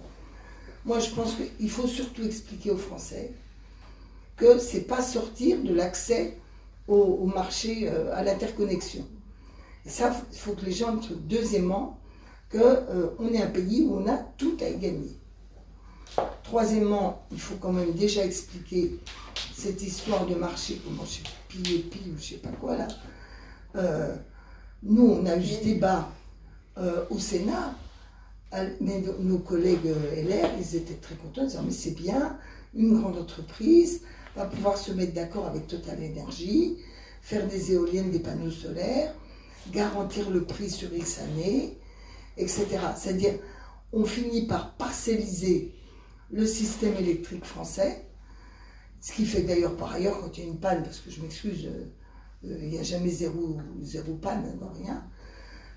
Deuxièmement, on parcellise ce qui est rentable, on le sort du champ, ça c'est le coût démantèlement du service public, et c'est vécu comme un outil de réindustrialisation de la France. Et ça c'est terrifiant. Donc, on a d'abord un travail à montrer qu'il y a une alternative possible. que cette alternative ne parie pas sur un changement radical de tout le marché européen, mais sur les marges de manœuvre qu'on se retrouve. Et de ce point de vue, je crois quand même qu'il faut s'adosser sur l'exemple espagnol et portugais. Parce que, pourquoi je dis ça? Parce que je ne crois pas qu'ils reviendront dans le marché normal. Une fois que tu es sorti. L'extension de leur dérogation jusqu'en 2024. C'est ça, mais ça va être permanent. Et puis il va y avoir des champs où la dérogation n'aura pas lieu, mais ils ne reviendront pas pur sucre dans le marché. Donc il faut prendre appui sur ça pour nous-mêmes nous donner des marges de manœuvre. La deuxième chose sur quoi je voulais vous interroger, c'est que j'ai lu qu'en Pologne, ils n'ont plus qu'un seul opérateur pour le gaz et l'électricité. Mais cet opérateur n'est pas public, mais à capitaux mixtes. Parce que justement, ils avaient un problème d'opérateurs privés, etc. Donc il faudrait regarder quand même, là, eux, ils ne sortent pas du marché, mais ils sont en train de structurer leur tissu productif et distribution de manière assez monopolistique, si je puis dire. Donc, en tout cas, moi, on a un énorme travail à faire aux Français. Et le terme « sortir du marché », il fait peur. Ouais. Parce que c'est du genre, on va vivre comme le village d'Astérix, tout seul chez nous.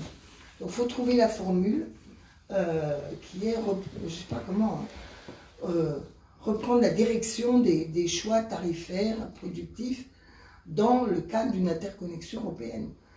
Enfin, en tout cas, il faut trouver les formules. Parce que sortir du marché, ça pour les gens, ils n'aiment pas le marché, mais pour eux, c'est sortir de l'interconnexion. Je pourrais dire un truc là-dessus? Oui.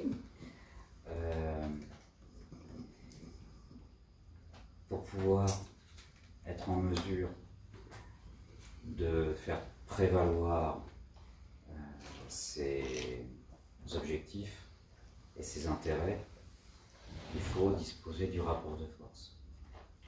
Or, là pour le coup ça tombe vraiment mal. Le double ciseau, le double hachoir de la sortie de Covid plus la guerre en Ukraine, ça tombe sur un parc électrique français qui va pas bien, qui est défaillant à cause de la découverte de toutes ces fissures de corrosion dans les centrales nucléaires qui ont dû être mises à l'arrêt, à cause des retards incessants, enfin, qui n'en finissent plus, de branchement d'allumage de l'EPR. On n'est pas en situation d'autosuffisance énergétique. C'est-à-dire qu'en 2022, la France a incorporé. C'est indispensable. Moi, je pense tout simplement que. Non, mais c'est mieux. Hein. Mais en fait, c'est pas un débat. C'est un débat technique. Évidemment, il faut avoir des arguments. Mais c'est surtout un débat de rapport de force politique. Mais en quoi tu n'as pas de rapport de force politique? Parce que tu n'es pas autosuffisant toi-même. Parce qu'à partir du moment où l'électricité passe chez toi et que tu acceptes les échanges avec l'étranger... Mais oui, mais si tu n'es pas autosuffisant et que tes voisins, eux, pour des raisons qui leur appartiennent après tout, il faut respecter la souveraineté des États. Ils veulent rester dans le marché de l'électricité.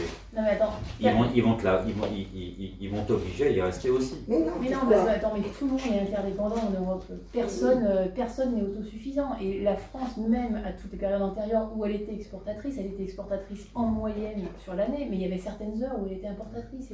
À la pointe d'hiver, elle avait toujours besoin de l'Allemagne. Et réciproquement, les autres pays pour ça qu'on disait qu'il faut augmenter le nucléaire. Et les autres pays ont besoin de la France. Le système électrique européen ne peut pas se passer de la France. Alors l'Espagne et le Portugal, effectivement, ils sont un petit peu déportés, mais si la France, si eux veulent couper les lignes avec nous, ça va poser des gros problèmes. Donc personne n'a intérêt à se déconnecter. Tout le monde a intérêt à la mutualisation. Donc à mon avis, ils font jamais rien. Et qu'est-ce qui s'est passé cette fois? Quand les autres, ça serait une déclaration de guerre économique dont personne n'aurait intérêt. Donc si les autres pays ont de l'électricité à exporter quand la France en a besoin, ils le font. Il y a les Anglais qui sont plus dans l'Union européenne, ils nous en vendent et on leur en vend. Et même là, cette année, cet hiver qui a été particulier effectivement avec un ensemble de problèmes, le gaz et le parc nucléaire défaillant, il y a eu des négociations. Là, on est dans une situation où on n'était pas sûr qu'il y ait assez d'électricité pour l'Europe. Donc là, il fallait arbitrer et l'inquiétude c'était est-ce que l'Allemagne va favoriser l'utilisation de son gaz pour ses propres besoins ou faire quand même de l'électricité pour aller vers la France.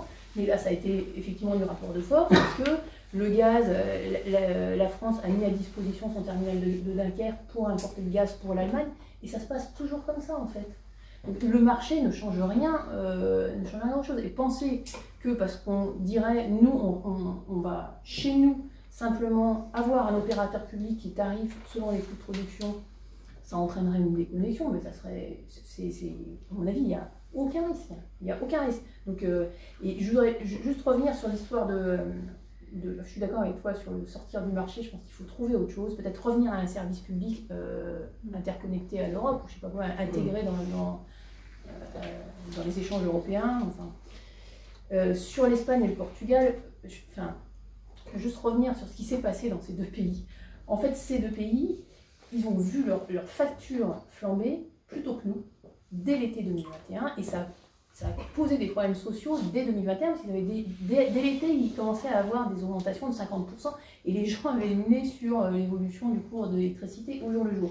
Pourquoi ? Pas parce qu'ils avaient un prix, qu'ils étaient moins connectés, comme l'a dit l'Union européenne, ou comme l'a dit la France, et qu'ils auraient eu un prix de marché supérieur. En fait, quand on regardait les prix de marché de gros, ils se suivaient partout en Europe, y compris en Espagne et au Portugal. Ils étaient même un petit peu plus bas que chez nous.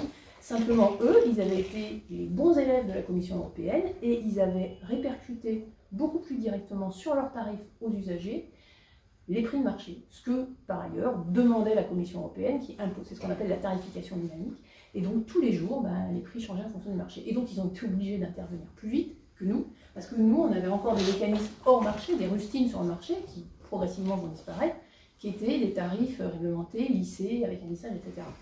Donc en fait, c'est pour ça. Et quand ils ont dit c'est parce qu'ils ont, je sais pas quoi, ils ont trouvé un argument, etc., c'est pas vrai. C'était juste qu'ils avaient mieux appliqué que les autres les règles de la Commission. Qu'est-ce qu'ils ont pris comme méthode? C'est une méthode qui est, bon, c'est mieux pour eux, mais enfin c'est quand même très tordu. C'est-à-dire qu'en fait, ils sont pas vraiment déconnectés du marché. Ils ont plafonné arbitrairement le prix du gaz qui rentre dans leur centrale à gaz. Et donc, du coup, mécaniquement, leur coût marginal, qui est déterminé par le coût de la centrale à gaz, se retrouve baissé. Bon, alors, le problème, c'est que ça crée alors là, pour le coup, ça crée des vraies distorsions de marché dans le fonctionnement du parc. C'est-à-dire que les centrales à gaz, même plus pourries que les autres pays, passaient avant les centrales les plus performantes. Alors, c'était pas très grave pour l'Europe, pour l'Espagne et le Portugal, parce qu'effectivement, il y a des interconnexions qui sont limitées. Mais si d'autres pays faisaient ça, là, ça serait vraiment la foire d'empoigne. Donc, c'est pas un système. Enfin, encore une fois, c'est essayer de bidouiller avec ce marché plutôt que de dire franchement, écoutez, ce prix de marché, il faut surtout pas s'en servir, il correspond à rien. Vaudrait mieux prendre le cours de n'importe quoi. Le cours de la cacahuète, ça serait moins pire que le prix de l'électricité. Donc, arrêtons de nous en servir et pour rémunérer les producteurs et pour facturer les clients. On peut servir de ce coût marginal comme un signal d'optimisation pour définir qui produit à quel moment, ce qu'a toujours fait tout système, y compris les systèmes publics. À EDF, on faisait comme ça d'ailleurs. On a l'impression que le marché a inventé le merit order. Non, vous savez qu'on faisait ça comme ça, mieux, même parce qu'on avait moins de contraintes. Donc, il faut repartir de là. Et par contre, là où on peut s'appuyer sur l'Espagne et le Portugal, c'est que oui, ils ont obtenu des dérogations durables. Donc, nous, l'opt-out, effectivement, je pense qu'on peut l'imposer. Évidemment, c'est un rapport de force et je pense que s'il faut aller jusqu'à dire, écoutez, si on n'arrive pas à se mettre d'accord, tant pis, nous on fait ça chez nous, je ne sais pas ce qui va se passer. Ils ne vont pas nous déconnecter, ça c'est clair. Effectivement, l'Angleterre, on nous a dit que ça allait être l'apocalypse, les Anglais, etc. Résultat, en fait, ils vont retourner exactement au même système qu'avant. Au début, on les a un peu punis en mettant des mécanismes plus compliqués où tout le monde y a perdu et puis on va revenir dans un système comme avant, quoi. Voilà, on fait ça en France. Si l'Europe n'est pas d'accord, elle va nous mettre des sanctions qu'on ne paiera pas. Je pense qu'ils ne verront pas les chars. Voilà quoi. Et je pense que ça va faire des émules aussi parce que tous les autres pays. Enfin, moi je pense qu'il y a plein de pays qui n'ont pas intérêt. On dit que l'Allemagne a intérêt, etc. Ça dépend qui en Allemagne. Enfin, ça crée quand même des situations hyper instables pour tout le monde, quoi. Et le dernier point, c'est que il y a quelque chose d'absurde dans ce... Enfin, moi, je suis complètement d'accord avec ta comparaison sur les systèmes sociaux, ça on a le droit de faire du dumping, mais par contre l'énergie non, l'électricité non, mais enfin, le système électrique, en fait, le marché, l'Union européenne, elle est compétente pour l'organisation du marché européen. Par contre, la responsabilité de choisir les centrales dans lesquelles on investit et d'organiser l'investissement, de faire l'investissement, c'est la responsabilité de chaque État. Et donc, il y a quelque chose qui ne va pas, quoi. On ne peut pas dire à chaque pays, vous faites ce que vous voulez, vous investissez dans ce que vous voulez, puis à la fin, on mutualise à la fin, tout le monde paye le même prix. Ou sinon, on fait comme ça, effectivement, dans nos systèmes sociaux, ils arrêteront de nous embêter. Chacun fait le système social qu'il veut, puis à la fin, tout le monde paye la même chose.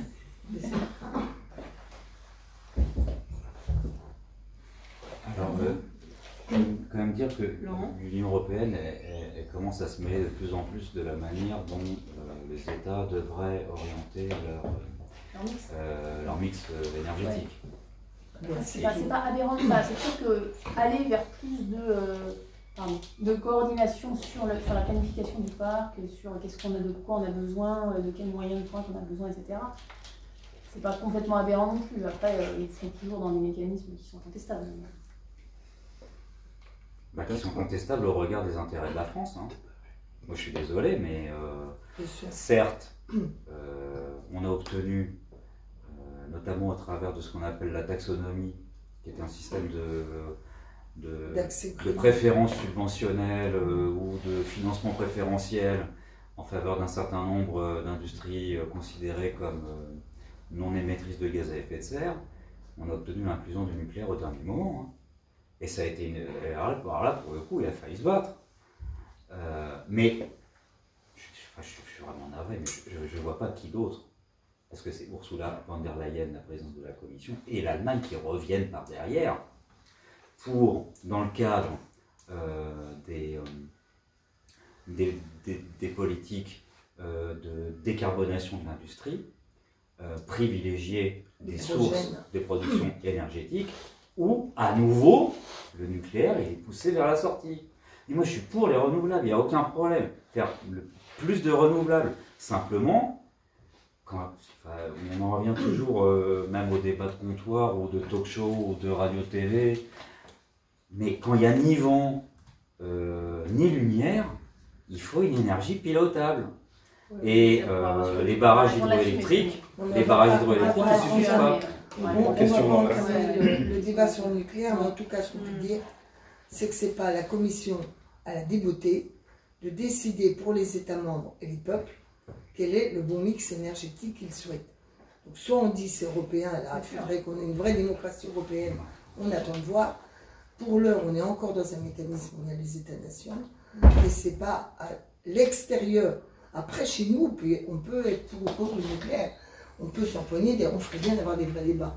Mais néanmoins, c'est pas normal que ce soit par la bande que ces choix se fassent en lieu et place du peuple français. Surtout via des mécanismes de financement privé. En plus.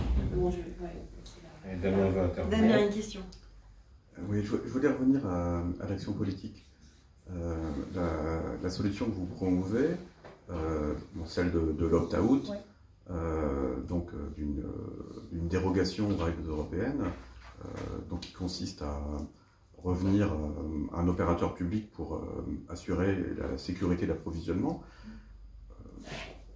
Je pense qu'en France, c'est une perspective politique qui séduira un grand nombre de personnes. La sécurité qui a été vécue récemment, les fluctuations de prix, elles sont suffisamment déstabilisantes pour que cette solution, en particulier au vu de l'histoire des services publics français, elle apparaisse comme éminemment souhaitable. Marie-Noëlle, tu disais que tu ne voyais pas quels étaient les rapports de force en Europe. J'ai quand même envie de dire que c'est un levier extraordinaire pour faire de la politique en Europe. Alors, peut-être il y a des verrous. Et là, mon interrogation, elle est davantage sur les rapports de force qu'on peut essayer de mettre en œuvre, tant du point de vue des différentes nations, qui n'ont pas forcément toutes les mêmes intérêts en fonction de leur histoire et de leur mix énergétique, mais également au sein du Parlement européen et des opinions publiques européennes pour retrouver des questions qui sont plus proches de celles qui nous intéressent, enfin des clivages gauche-droite ou public contre le néolibéralisme. Et là, ma question c'est, est-ce que là-dessus, il n'y a pas davantage de marge de manœuvre? Enfin, quels sont les intérêts des pays du Sud, de l'Italie, de la Grèce? Est-ce que tous les pays de l'Europe de l'Est sont vraiment rivés à l'Allemagne à ce point? Et est-ce qu'on n'a pas des rapports de force à exercer, en tout cas à utiliser dans ce contexte-là? Alors, est-ce qu'on aurait une recomposition géopolitique sur la question énergétique qui serait possible? Mais la recomposition qui est en train de s'opérer, c'est sur la base de l'objectif 2050 d'avoir une économie net zéro. C'est autour de ça que les débats ont lieu en réalité, au sein du Parlement européen. C'est toujours aborder la question de l'énergie par rapport à l'objectif à la fois de garder notre niveau de vie et de ne plus émettre de gaz à effet de serre. Et toutes les politiques, tous les gros paquets politiques qui sont proposés par la Commission, et là on met la question du marché de l'énergie à côté, ils sont orientés vers ça. Une question a été posée sur mais tous ces pays qui environnent l'Allemagne, là, et puis qui carburent au charbon, par exemple la Pologne, les émissions de CO2 par kilowattheure en Pologne, c'est 800 grammes de CO2 par kilowattheure. En France, c'est 10 fois moins, alors qu'on a dû acheter du gaz. On a dû recourir à des centrales thermiques parce que le parc nucléaire n'était pas 100% disponible en 2022. 10 fois moins. Le meilleur mix énergétique, c'est nucléaire, hydraulique, renouvelable. C'est celui-là, le meilleur. Or, on n'en prend pas vraiment le chemin. Parce qu'il y a un grand pays qui ne veut pas changer de mix énergétique, qui avance sur un aspect hyper vertueux, c'est-à-dire de surdévelopper les énergies renouvelables. C'est vrai, l'Allemagne a dépensé des centaines de milliards pour faire ses éoliennes à son énergie 22. Mais le problème, c'est qu'il faut toujours une énergie pilotable. Et comme il est hors de question pour elle et 10 pays qui sont à sa suite, notamment l'Autriche, les pays baltes, le Danemark, la Belgique aussi, hein, qui sort du nucléaire, au risque de s'exposer à des blackouts, elle, on est sur une sorte de stand-by, c'est-à-dire qu'on se regarde un peu en chien de faïence entre ceux qui disent mais comment on fait pour opérer la transition sans énergie pilotable décarbonée? Or, il n'y en a pas 36, hein, des énergies pilotables décarbonées. Il y en a deux. Il y a l'hydraulique et le nucléaire. Et ceux qui disent il faut le nucléaire c'est trop dangereux, il faut en sortir. On a la possibilité d'entrevoir avec des scénarios de consommation énergétique rationnels un quasi 100% renouvelable. Et ceux-là, bon, ils sont pas vraiment de notre côté. Voilà. Mais moi, le débat sur le marché est obéré par le débat sur le mix. Non, je crois pas. En Europe, les polémiques qui ont lieu, enfin, les controverses, les débats au sein des commissions parlementaires, en plein air au Parlement, qui suscitent, qui mobilisent le plus d'énergie que les députés, là, pour le coup, hein, et aussi des lobbies qui interviennent partout, avec des coups de fil, des centaines de mails qu'on reçoit, des pressions des environnementalistes, des pressions des industriels, des pressions qui viennent de partout. Et c'est sur le mix énergétique. Mais justement, moi je pense que c'est important de séparer les débats. C'est-à-dire que le choix du mix, encore une fois, c'est antérieur à l'exploitation du parc. Une fois que le parc est construit, Bon, plus personne ne croit que c'est le marché, les prix de marché qui guident les investissements, enfin s'il y en a encore qui croient, mais pratiquement plus. Donc de toute façon, c'est le résultat d'une planification. Donc ça, c'est un premier débat qu'il faut avoir, effectivement. Et moi,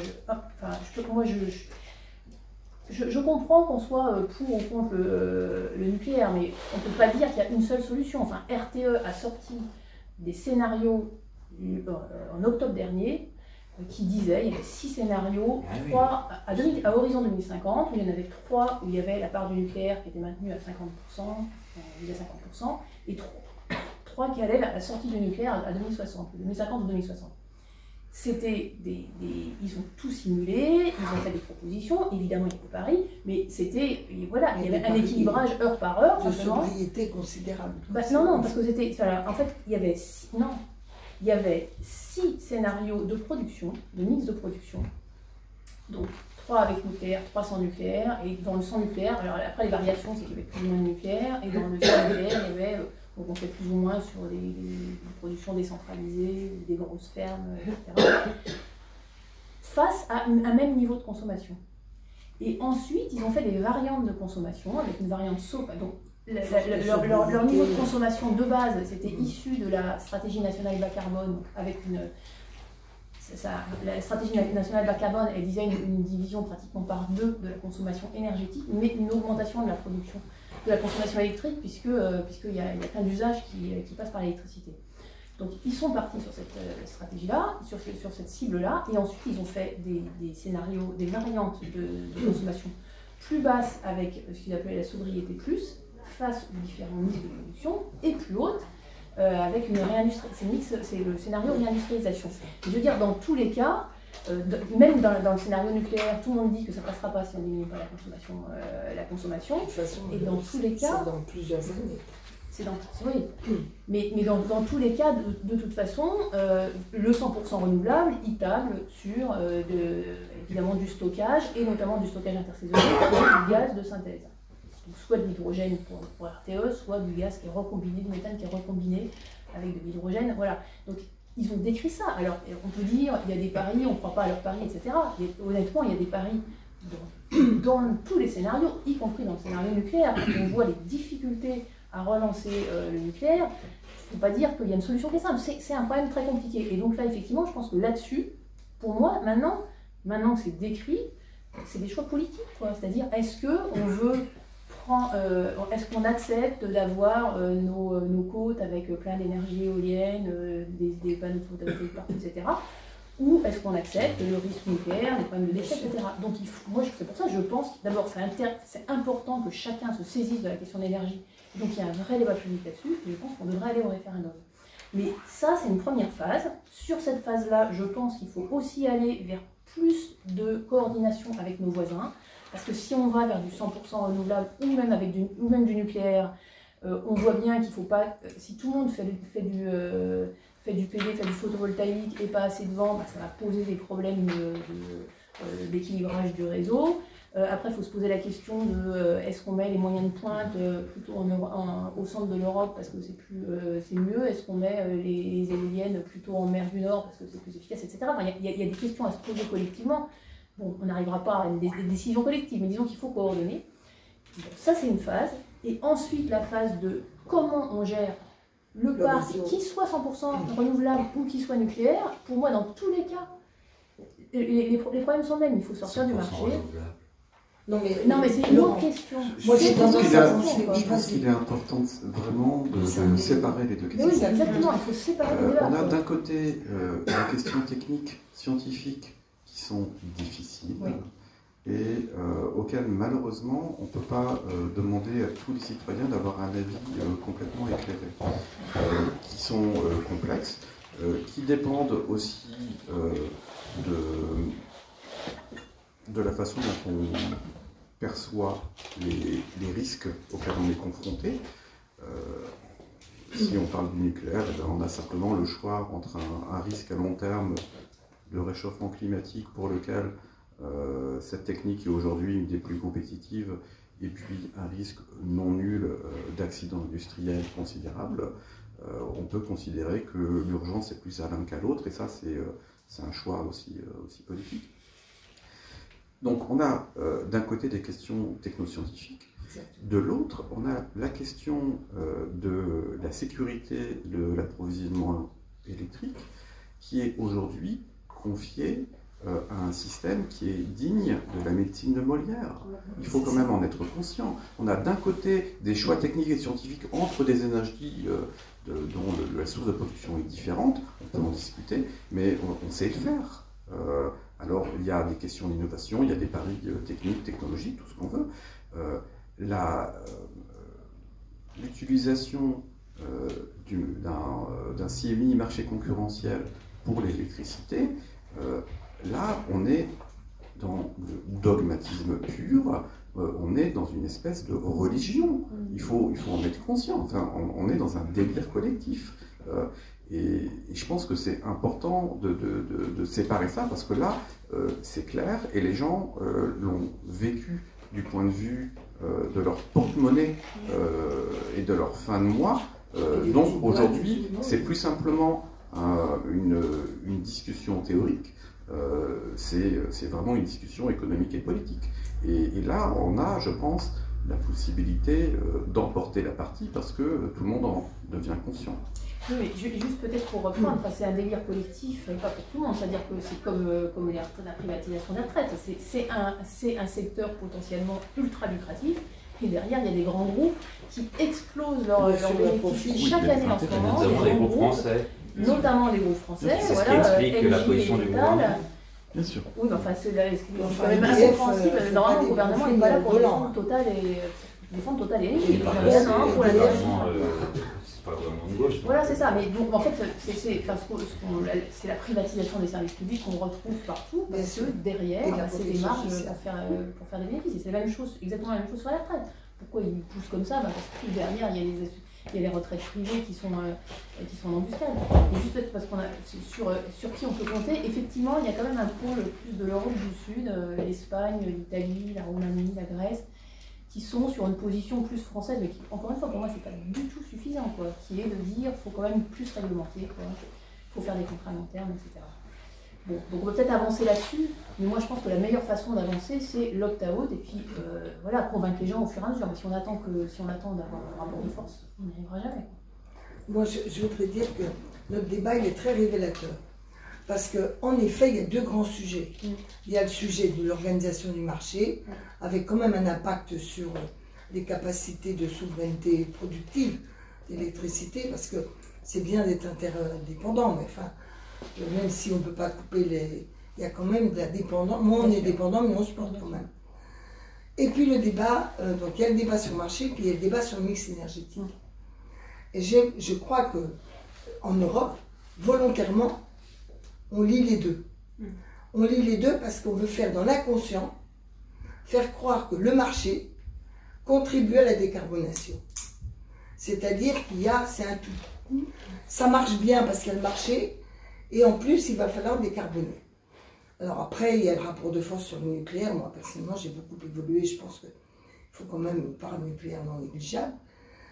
Mais je crois qu'on aurait justement, si on veut sensibiliser nos concitoyens sur l'aberration du marché européen, l'impact prix, l'impact, parce que moi j'ai lu aussi pas mal de documents qui expliquent que ce marché ne favorise pas la production d'énergie nécessaire, puisqu'on est quand même plutôt dans le court terme, et puis comme la rentabilité capitalistique doit être garantie, etc. Bon, donc, moi j'ai tendance à penser qu'il faut bien scinder ça, parce que c'est le sujet sur lequel, tu le disais, massivement les Français sont certainement favorables à cela.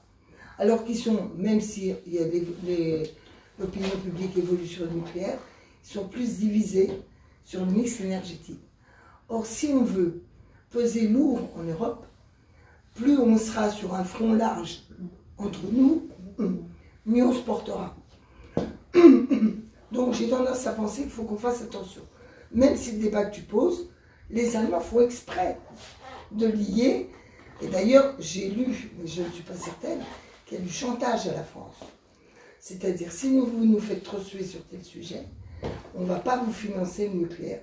Je voudrais bien savoir qu'est-ce qu'il y a par derrière qu'est-ce qu'on a négocié pour obtenir l'accord d'aujourd'hui qui serait quand même meilleur pour le nucléaire que prévu.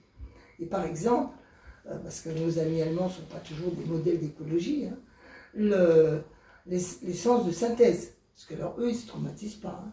On a une directive européenne bien, ça, qui prévoyait, oui, je sais, la guerre, machin, mais néanmoins, depuis eux, ils ne s'embarrassent pas. Hein.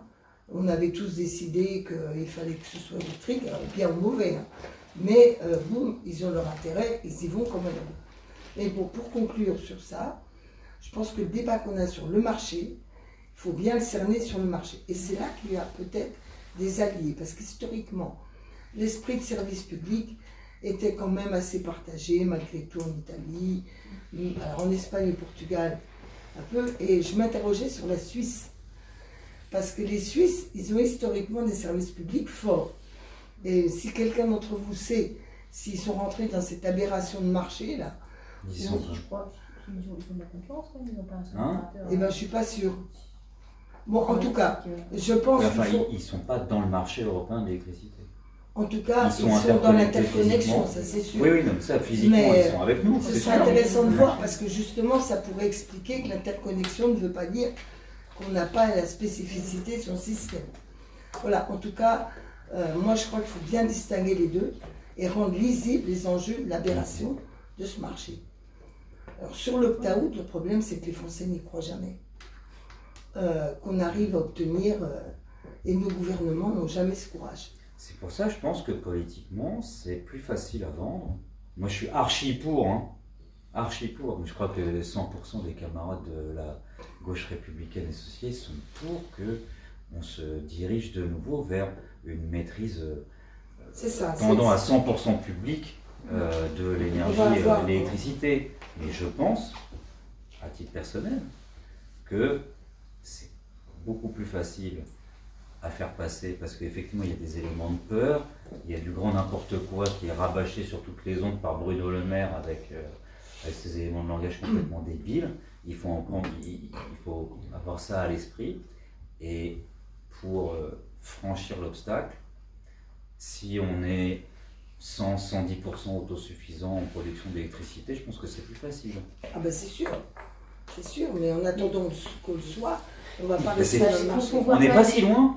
On n'est pas si loin. Il faut voir les scénarios RTE. Ça va déjà être très compliqué d'arriver à couvrir les besoins en comptant sur les imports. Même si on est en moyenne autosuffisant sur l'année, heure par heure, on ne le sera pas. Et si on voulait l'être, mais ça serait, alors là, c'est inatteignable, quoi. Donc je pense qu'il faut pas viser ça, on n'y arrivera pas. Enfin, déjà, on est face à un problème gigantesque, je dirais. Si en plus on se rajoute des clous ou des cailloux dans la chaussure, alors on va y arriver. Mais par contre, je veux dire, faut quand même pas dire. C'est pour ça. Si, on est très loin de l'autosuffisance. L'autosuffisance, ça ne veut pas dire juste que sur l'année. Oui, mais le débat sur la sortie du marché de l'énergie, c'est maintenant. Oui, mais ça n'a rien à voir avec l'autosuffisance. Ça n'a rien à voir avec l'autosuffisance. Ça arrivera dans le débat. Il y aura des gens de plus ou moins bonne foi qui dira on ne peut pas parce qu'on n'a pas les capacités pour tenir. Oui, mais si on relance le nucléaire. Et j'ai pas dit que ça passait par construire une centrale nucléaire. Je te parle de l'indépendance. Tu auras le problème du marché maintenant et ton autosuffisance dans quelques années. Non mais je vous dis, hein, ce que dit RTE dans ce scénario, ce que dit tout le monde, c'est qu'on est... il va falloir aller à toute vitesse pour renouveler un parc vieillissant, et quelle que soit l'option, ça va être très difficile, quoi. Si en plus on se rajoute... Et très coûteux. Ça va être très difficile et très coûteux. Le financement européen, comme par hasard, s'éloigne de la rénovation de notre parc énergétique pour aller sur celle des autres. Enfin, de l'autre. On n'a pas besoin de financement européen. Si je veux dire, si on a des tarifs qui couvrent les coûts de production, on n'a pas besoin des financements européens. Donc je pense qu'il faut dire clairement ce qu'on demande, nous, c'est reprendre la main de manière publique sur l'exploitation du parc, ce qui ne veut pas dire se déconnecter du réseau, ce qui ne veut même pas dire changer le mode d'organisation des échanges, ce qui ne veut rien dire sur les choix énergétiques. Il faut le poser comme ça et dire sur l'exploitation du parc, est-ce que vous avez un seul argument pour dire qu'il vaudrait mieux autre chose? J'en ai eu quelques-uns. L'opérateur public, ça pourrait être inefficace. Ouais, bah ça, voilà, c'est la même thèse. On peut regarder tout ce qui s'est passé dans l'histoire depuis des décennies. Il y a eu une crise majeure en Californie au moment où on ouvrait les marchés. La Californie s'est retrouvée sous tutelle des institutions financières, de l'État le plus riche des États-Unis. Tellement la crise qui était organisationnelle de l'énergie, ils avaient libéralisé leur marché. Et donc, il y a eu des manipulations de marché, et donc il y a eu des coupures pendant des jours et des jours, pratiquement 40 jours. Voilà, il y a des exemples partout, alors que des exemples d'opérateurs publics qui ont mal fait leur boulot, j'en vois pas. Et en plus, c'est beaucoup plus facile. Évidemment, il faut être sensible à la question de... il ne faut pas que ça devienne un État dans l'État, etc. Il faut que ça soit contrôlé. Il faut une obligation de transparence, il faut mettre des mécanismes de transparence comme la Commission de régulation de l'énergie aujourd'hui, mais qui contrôle le service public. Et c'est beaucoup plus facile à faire sur un monopole que sur le marché où tout le monde convient que c'est impossible à faire, quoi. Impossible à faire. Et il faut impérativement mettre dans la loi l'obligation d'arbitrer par le Parlement un certain nombre de choix stratégiques. Il faut quand même se rappeler, même si je suis personnellement assez favorable au nucléaire maintenant, il n'y a quasiment jamais eu de vote formel du Parlement sur le choix du nucléaire. Même le basculement vers le MOX, ça s'est fait techniquement sans vote. L'augmentation des centrales, la plupart du temps, les seuls débats qu'il y a eu sans vote, ça a été quand la gauche, Mitterrand arrive en 81, parce qu'on abandonne des centrales et on garde Goldfish. Il y a donc après, quelques années après, il y a un débat au Parlement, mais le pouvoir n'est pas dans le vote au Parlement. Donc ça, c'est parce que la critique de EDF, État dans l'État, ça, c'est quand même une critique qu'on doit entendre. Sur la partie amont, sur la partie exploitation. Oui, je parle des choix stratégiques, des trucs. Et par ailleurs, on peut s'interroger sur la présence, la composition du conseil d'administration d'EDF, qui est quand même un endroit où on pourrait améliorer la représentation des salariés et peut-être des usagers. Hein. Mais le pilotage d'EDF, enfin de la structure publique, bon, c'est quand même à partir d'EDF, c'est un débat pour la gauche. Parce que notamment chez les écolos, moi pendant des années je me suis engueulée avec les écolos, notamment Cohn-Bendit au Parlement européen, parce que lui, il était contre le monopole pour le marché, parce qu'il était contre EDF qui bourrait le mou sur le nucléaire. Mais je lui dis, mais arrête tes conneries. Je veux dire, c'est à nous de dire, on veut tel choix. D'ailleurs, moi j'avais proposé, dans ces années-là, il y avait des contrats-plans État EDF. Moi, j'avais demandé qu'on se batte pour qu'il y ait une obligation de monter en pourcentage la part des ENR produits par EDF. Parce que je disais, on a assez d'ingénieurs intelligents pour faire du nucléaire, il y en a aussi pour faire des ENR. Et il faut qu'au sein de la même maison, ils se fritent un peu sur qu'est-ce qui est le mieux. Hein. Je propose que voilà, on conclut. L'objectif de ces jeudis de Corbera, c'était de mettre vraiment en débat et de mettre sur la place publique des sujets qui peuvent paraître parfois techniques, scientifiques, et au contraire de montrer qu'ils sont profondément politiques, qu'on peut agir sur ces sujets-là. Donc je pense en tout cas j'espère qu'on a rempli la mission de ces rendez-vous. Et donc je vous propose de nous retrouver désormais chaque dernier jeudi du mois sur un sujet d'actualité pour un débat à la fois nourri et problématisé. Merci Laurent. Merci à nous deux. Merci Anne. Merci à vous deux. Et bonne soirée. C'était bien, c'était vivant. C'était pas...